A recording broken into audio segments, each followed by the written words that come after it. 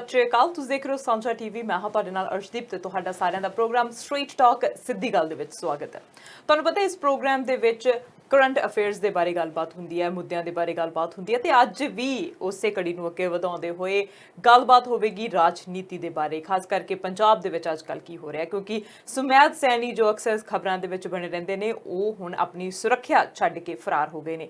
बैबल कलां गोलीकांड मामले दे विच जिहड़े इंस्पैक्टर ने पंधेर उन्हां दी जमानत अर्जी है वो रद्द कर दी गई है। हुण आम आदमी पार्टी की गल करिए तो आम आदमी पार्टी ने कोरोना वायरस नूं लैके एक मुहिम चलाई है, ऑक्सी मुहिम, उहदे बारे भी गलबात होवेगी। जिहड़े प्रकाश सिंह बादल ने उन्होंने ऑनलाइन आके अपनियां गल्लां कहीआं ने, उहदे बारे गलबात होवेगी। ते नाल नाल कैनेडा दे विच गुरु ग्रंथ साहिब दे स्वरूप जिहड़े छपाए जांदे मामले दे उत्ते अकाल तख्त ने नोटिस जिहड़ा जारी कीता, नवां नोटिस जारी कीता, उस बारे भी गलबात होवेगी। ते अज स्टूडियो दे विच पहुंचे होए ने साडे senior journalist mister Harpreet Singh Dhaliwal. आओ उन्हां दा स्वागत करदे हां ते उन्हां दे नाल गलबात करदे हां। मिस्टर धालीवाल, स्वागत है तुहाडा जी। शुक्रिया अर्शदीप, धन्यवाद। बिल्कुल, अज कल बहुत सारिया जिहड़ियां गल्लां ने, खबरां ने, वो सामने आउंदियां रहिंदियां ने ते हुण भी अज जिवें मैं पहलां भी गल कीती, बहुत सारे इहो ਜਿਹੇ मुद्दे ने जिन्हां ते गल करनी बनदी है, लाजमी है। हुण जे सब तो पहलां मैं सुमैध सैनी दी गल करां, साबका जिहड़े हैगे ने डीजीपी, उन्हां दी सुरक्षा दित्ती गई सी उन्हां नूं, वो अपनी सुरक्षा छड्ड के फरार हो गए ने। की है पूरा मामला? पिछले कुछ दिनों तो लगातार सुमेध सैनी की चर्चा दुनिया भर दे विच है। जिथे भी कोई पंजाबी बैठा वो तकरीबन इस खबर तो वाकफ है जी। बिल्कुल। पर जिहड़ी लेटेस्ट खबर उन्हां बारे ये है कि जिहड़ा बंदा फोर्सां दा मुखी रहा होवे, जिहदे आले दुआले दर्जनां गनमैन दनादन करदे फिरदे होण, वो अपने गनमैन, वो अपनियां कारां, वो अपनी जैमर वालियां गड्डियां छड्ड के फरार क्यों हो गया? बिल्कुल। वो इस विषय च पिछले दिनों जदों उन्हां दे खिलाफ बलवंत सिंह मुल्तानी जिहड़ी जेई सी सिटको दे विच 1991-92 च जदों उन्हां नूं घरों चकना, घरों चक के चंडीगढ़ के वख-वख थाणे दे विच उन्हां दा तशद्दद होना, उदों गैप हो जाना, उदों मुकदमे भी दब जाने। पर समय की नज़ाकत देखो अर्शी जी, समा तब्दील होंदा, कहंदे हुंदे ने वक्त वो नहीं रहे तो वक्त ये भी नहीं रहने। सो इसी करके वो समा तब्दील होया। हुण उही जिहड़े डीजीपी साहब दे हुक्म ते पुलिस एक इशारे ते वड्डे वड्डे काम करदी सी, खास तौर ते उन्हां दे खासम खास जी। हुण उही पुलिस उस डीजीपी साहब नूं लभ रही है। केस के मामले च जदों उन्होंने 302 के मामले च पहलां अदालत दे विच अपना पक्ष रखिया, अदालत ने उन्हां दा पक्ष मन्निया नहीं। बाकी दे केस तो उन्होंने सीगे पर धारा 302 नहीं सी लगी हुई। धारा 302 का मतलब है कि कतल का मामला। हुण जदों उन्हां ते ओह दर्ज हो गया, उस तो बाद उन्होंने हाईकोर्ट वाल रुख भी किया उन्होंने वकीलों ने, पर पुलिस लगातार उन्होंने लभण विच छापेमारी कर रही है। अपनी गिरफ्तारी के डरों एक पासे तो उन्होंने हाईकोर्ट की अप्रोच की है जी, पर पुलिस के विच रहन करके उन्होंने सारे टैक्टिक्स पता ने कि पुलिस की कर सकती है। हालांकि ये भी पता है कि उन्होंने फार्म हाउस एक हिमाचल प्रदेश के विच है, कुछ चंडीगढ़ के लागे तागे भी है, पर कुछ खबरें आ रही ने कि पुलिस ने हिमाचल दे विच भी उन्होंने दबिश की और पंजाब के भी कुछ हिस्सों की। सूत्र तो भी दसते हैं कि शायद डीजीपी साहब साबका डीजीपी साहब हुण इत्थों निकल के दिल्ली दे किसी अपना जिहड़ा बिग बॉस है उन्होंने कोल वो पहुंचे है। हालांकि ये सारिया खबरां ने, अफवाहां ने, जदों तक वो सामने नहीं आउंदे उदों तक तो कहना कुछ वाजिब नहीं होऊगा। पर यह गल जरूर है कि तुहाडीआं जिहड़ियां हत्थां नाल दित्तियां होईयां ने कई बारी फिर तुहानूं मूँह ना खोलणियां पैंदियां ने। हुण सैनी साहब फरार ने, पुलिस लगी हुई है और उस मामले च जेकर वो गिरफ्तार हो जाते आ, उन्हां तो जेकर सख्ती नाल जां जिस तरीके नाल भी कोई पुछगिछ होंदी आ तां गल ये नहीं है कि तू तां फिरे नक भराउण नूं ते दूजी फिरे नक भराउण, जिहड़े पिछे डरदे होणे बैठे जिन्हां दे हुक्मां ते सारियां गल्लां होईयां ने, वो सारियां चीज़ां दे विच उन्हां दे नाम भी आ सकदे आ। सो उस मामले च सुमेध सिंह सैनी हुण जदों तक उन्हां दी जमानत जिहड़ी हाईकोर्ट दे विच उन्होंने अपना रुख कीता है कि उदों तक उन्होंने कोई राहत मिलूगी जां फिर वो सामने आउणगे जां फिर पुलिस उन्होंने गिरफ्तार कर लूगी। इस वेले वड्डा मामला है और सुमेध सिंह सैनी तो इलावा फिर उन्होंने नाल खास तौर पर जिहड़ियां सज्जियां खब्बियां बाहां सी उन्हां वल्लों जिहड़ा उन्हां दे खिलाफ वादा माफ गवाह बन जाना जी, और उन्हां दे नाल एक चर्चित चेहरा गुरमीत सिंह पिंकी ਉਸ ਵੱਲੋਂ ਵੀ ਇਹਨਾਂ ਦਿਨਾਂ 'ਚ ਮੀਡੀਆ ਦੇ ਵਿੱਚ ਕਾਫੀ ਹਲਚਲ ਆਇਆ ਔਰ ਇੰਟਰਵਿਊ ਦੇ ਰਿਹਾ ਹੈ ਔਰ ਉਸਨੇ ਵੀ ਕਾਫੀ ਸਾਰੇ ਇਨਸਾਫ ਕੀਤੇ ਆ। ਸੋ ਇਸ ਕਰਕੇ ਮੈਨੂੰ ਲੱਗਦਾ ਕਿ ਸਮੇਤ ਸਿੰਘ ਸੈਣੀ ਫਰਾਰ ਇਸੇ ਕਰਕੇ ਨੇ ਕਿ ਉਹਨਾਂ ਦੇ ਹਾਲਾਤ ਇਸ ਵੇਲੇ ਉਹਨਾਂ ਦਾ ਸਾਥ ਨਹੀਂ ਦੇ ਰਹੇ ਔਰ ਕਿੰਨੀ ਦੇਰ ਹੋਰ ਨਹੀਂ ਦੇਣਗੇ। ਇਸ ਸਮੇਂ ਦੇ ਭਵਿੱਖ ਦੀ ਉਹਦੇ ਵਿੱਚ ਪਿਆ ਕਿ ਆਖਰ ਇਹ ਮਾਮਲਾ ਕਿਸ ਪਾਸੇ ਨੂੰ ਕਰਵਟ ਲਊ, ਕਿੱਧਰ ਨੂੰ ਜਾਂਦਾ, ਕਦੋਂ ਇਹਨਾਂ ਦੀ ਗ੍ਰਿਫਤਾਰੀ ਹੁੰਦੀ ਹੈ, ਕਦੋਂ ਸਾਹਮਣੇ ਆਉਂਦੇ ਆ। ਸੋ ਬਹੁਤ ਸਾਰੇ ਸਵਾਲ ਨੇ ਜਿਨ੍ਹਾਂ ਦੇ ਜਵਾਬ ਸਮਾਂ ਦੇ ਸਕਦਾ। ਤੇ ਨਾਲ ਨਾਲ ਹੁਣ ਅਸੀਂ ਸਮੇਂ ਦੀ ਗੱਲ ਕਰਦੇ ਆ ਤਾਂ ਇੱਕ ਚਰਚਾ ਦਾ ਵਿਸ਼ਾ ਵੀ ਹੈਗਾ ਆ ਤੇ ਉਹ ਹਮੇਸ਼ਾ ਖਬਰਾਂ ਦੇ ਵਿੱਚ ਵੀ ਰਿਹਾ ਹੈਗਾ। ਜੇ ਬਹਿਬਲ ਕਲਾਂ ਗੋਲੀकांड ਤੇ ਅਸੀਂ ਗੱਲ ਕਰੀਏ ਤਾਂ ਉਹਦੇ ਵਿੱਚ ਜਿਹੜੇ ਇੰਸਪੈਕਟਰ ਸੀਗੇ ਉਹਨਾਂ ਦੀ ਜੋ ਜ਼ਮਾਨਤ ਅਰਜ਼ੀ ਆ ਹੁਣ ਰੱਦ ਕਰ ਦਿੱਤੀ ਗਈ ਹੈ। ਇਹਦਾ ਕੀ ਪੂਰਾ ਮਾਮਲਾ ਹੈ? ਮੈਂ ਜਦੋਂ ਬਹਿਬਲ ਕਲਾਂ ਦੇ ਮਾਮਲੇ ਦੀ ਗੱਲ ਕਰਦਾ ਤਾਂ ਫਿਰ ਸਮੇਤ ਸੈਣੀ ਜੀ ਦਾ ਨਾਂ ਕਿਤੇ ਨਾ ਕਿਤੇ ਉਸ ਦੇ ਨਾਲ ਜੁੜ ਜਾਂਦਾ ਹੈ ਕਿਉਂਕਿ ਉਸ ਵੇਲੇ ਉਹ ਡੀਜੀਪੀ ਸੀਗੇ ਔਰ ਸ਼੍ਰੋਮਣੀ ਅਕਾਲੀ ਦਲ ਤੇ ਬੀਜੇਪੀ ਅਲਾਈਅੰਸ ਦੀ ਸਰਕਾਰ ਸੀ। ਮੈਂ ਉਸ ਤੇ ਜਾਣ ਤੋਂ ਪਹਿਲਾਂ ਸੈਣੀ ਸਾਹਿਬ ਦਾ ਇੱਕ ਪੱਖ ਹੋਰ ਰੱਖਦੇ ਹਾਂ। ਜੀ ਜੀ ਸੈਣੀ ਸਾਹਿਬ ਹਾਲਾਂਕਿ ਫਰਾਰ ਨੇ ਪਰ ਉਹਨਾਂ ਦੀ ਪਤਨੀ ਨੇ ਪੰਜਾਬ ਪੁਲਿਸ ਨੂੰ ਕਿਹਾ ਕਿ ਉਹਨਾਂ ਦੀ ਜਿਹੜੀ ਜੈਟ ਸਿਕਿਉਰਿਟੀ ਸੀ ਉਹਨੂੰ ਵਾਪਸ ਲੈ ਲਿਆ ਗਿਆ, ਉਹਨਾਂ ਦੇ ਪਰਿਵਾਰ ਨੂੰ ਖਤਰਾ। ਦੂਜੇ ਪਾਸੇ ਸਰਕਾਰ ਦੇ ਬੁਲਾਰੇ ਨੇ ਇਹ ਗੱਲ ਕਹੀ ਹੈ ਕਿ ਅਸੀਂ ਉਹਨਾਂ ਨੂੰ ਜਿਹੜੀ ਸਿਕਿਉਰਿਟੀ ਦਿੱਤੀ ਹੋਈ ਹੈ ਸਿਕਿਉਰਿਟੀ ਉਹਨਾਂ ਦੇ ਕੋਲ ਹੈ, ਜਿਹੜੀਆਂ ਜੈਮਰ ਵਾਲੀਆਂ ਗੱਡੀਆਂ ਦਿੱਤੀਆਂ ਸੀ ਉਹ ਵੀ ਉਹਨਾਂ ਦੇ ਕੋਲ ਨੇ, ਜਿਹੜੀ ਸਕਾਟ ਜਿਪਸੀ ਉਹਨਾਂ ਨੂੰ ਦਿੱਤੀ ਗਈ ਸੀ ਉਹ ਵੀ ਉਹਨਾਂ ਦੇ ਕੋਲ ਹੈ, ਉਹ ਇਸ ਵੇਲੇ ਉਹਨਾਂ ਦੇ ਘਰ ਕੋਲ ਖੜੀ ਦੇਖੀ ਜਾ ਸਕਦੀ ਹੈ। ਸੋ ਇਸ ਕਰਕੇ ਉਸ ਦੀ ਪਤਨੀ ਦਾ ਇਹ ਦੋਸ਼ ਲਾਉਣਾ ਕਿ ਹਾਂਜੀ ਉਹਨਾਂ ਤੋਂ ਸਿਕਿਉਰਿਟੀ ਖੋਲੀ ਜੀ, ਉਹਨਾਂ ਨੂੰ ਇਹ ਹੋ ਜਾਣਾ ਜੀ, ਇਹ ਗੱਲਾਂ ਬਿਲਕੁਲ ਬੇਮਤਲਬ ਦੀਆਂ ਗੱਲਾਂ ਨੇ। ਹੁਣ ਰਹੀ ਗੱਲ ਜਿਹੜੀ ਬਹਿਬਲ ਕਲਾਂ ਦੇ ਵਿੱਚ, ਜੀ ਬਹਿਬਲ ਕਲਾਂ ਦੇ ਵਿੱਚ ਜੋ ਘਟਨਾ ਹੋਈ ਸਾਰਾ ਜੱਗ ਜਾਣਦਾ। ਔਰ ਆਪਾਂ ਨੂੰ ਇੱਕ ਗੱਲ ਸਮਝ ਲੈਣੀ ਚਾਹੀਦੀ ਹੈ ਅਰਸ਼ਜੀਤ ਜੀ, ਆਪਾਂ ਬਹੁਤ ਸਾਰੀਆਂ ਗੱਲਾਂ ਨਾ ਪੁਲਿਸ ਦੇ ਅਫਸਰਾਂ ਤੇ ਕਈ ਵਾਰੀ ਆਪਾਂ ਉਹਨਾਂ ਤੇ ਗਾਸ ਸੱਟ ਦਿੰਦੇ ਹਾਂ, ਐਸੇ ਪੱਤਰਕਾਰ ਹੁੰਦੇ ਹੋਏ ਵੀ ਉਹਨਾਂ ਤੇ ਉਂਗਲ ਚੱਕਦੇ ਹਾਂ। ਪਰ ਜਿਹੜੀਆਂ ਡਿਸਪਲਿਨ ਫੋਰਸਾਂ ਹੁੰਦੀਆਂ ਨੇ, ਡਿਸਪਲਿਨ ਫੋਰਸਾਂ ਨੇ ਹਮੇਸ਼ਾ ਹੀ ਲੋਕਤੰਤਰ ਦੇ ਵਿੱਚ, ਜਿੱਥੇ ਤਾਂ ਲੋਕਤੰਤਰ ਦਾ ਜੜੋਂ ਹੀ ਪੱਟ ਦਿੱਤਾ ਜਾਵੇ, ਰਾਸ਼ਟਰਪਤੀ ਰਾਜ ਜਾਂ ਫਿਰ ਡਿਕਟੇਟਰਸ਼ਿਪ ਆ ਜਾਏ, ਉਹ ਤਾਂ ਵੱਖਰੀ ਗੱਲ ਹੁੰਦੀ ਆ।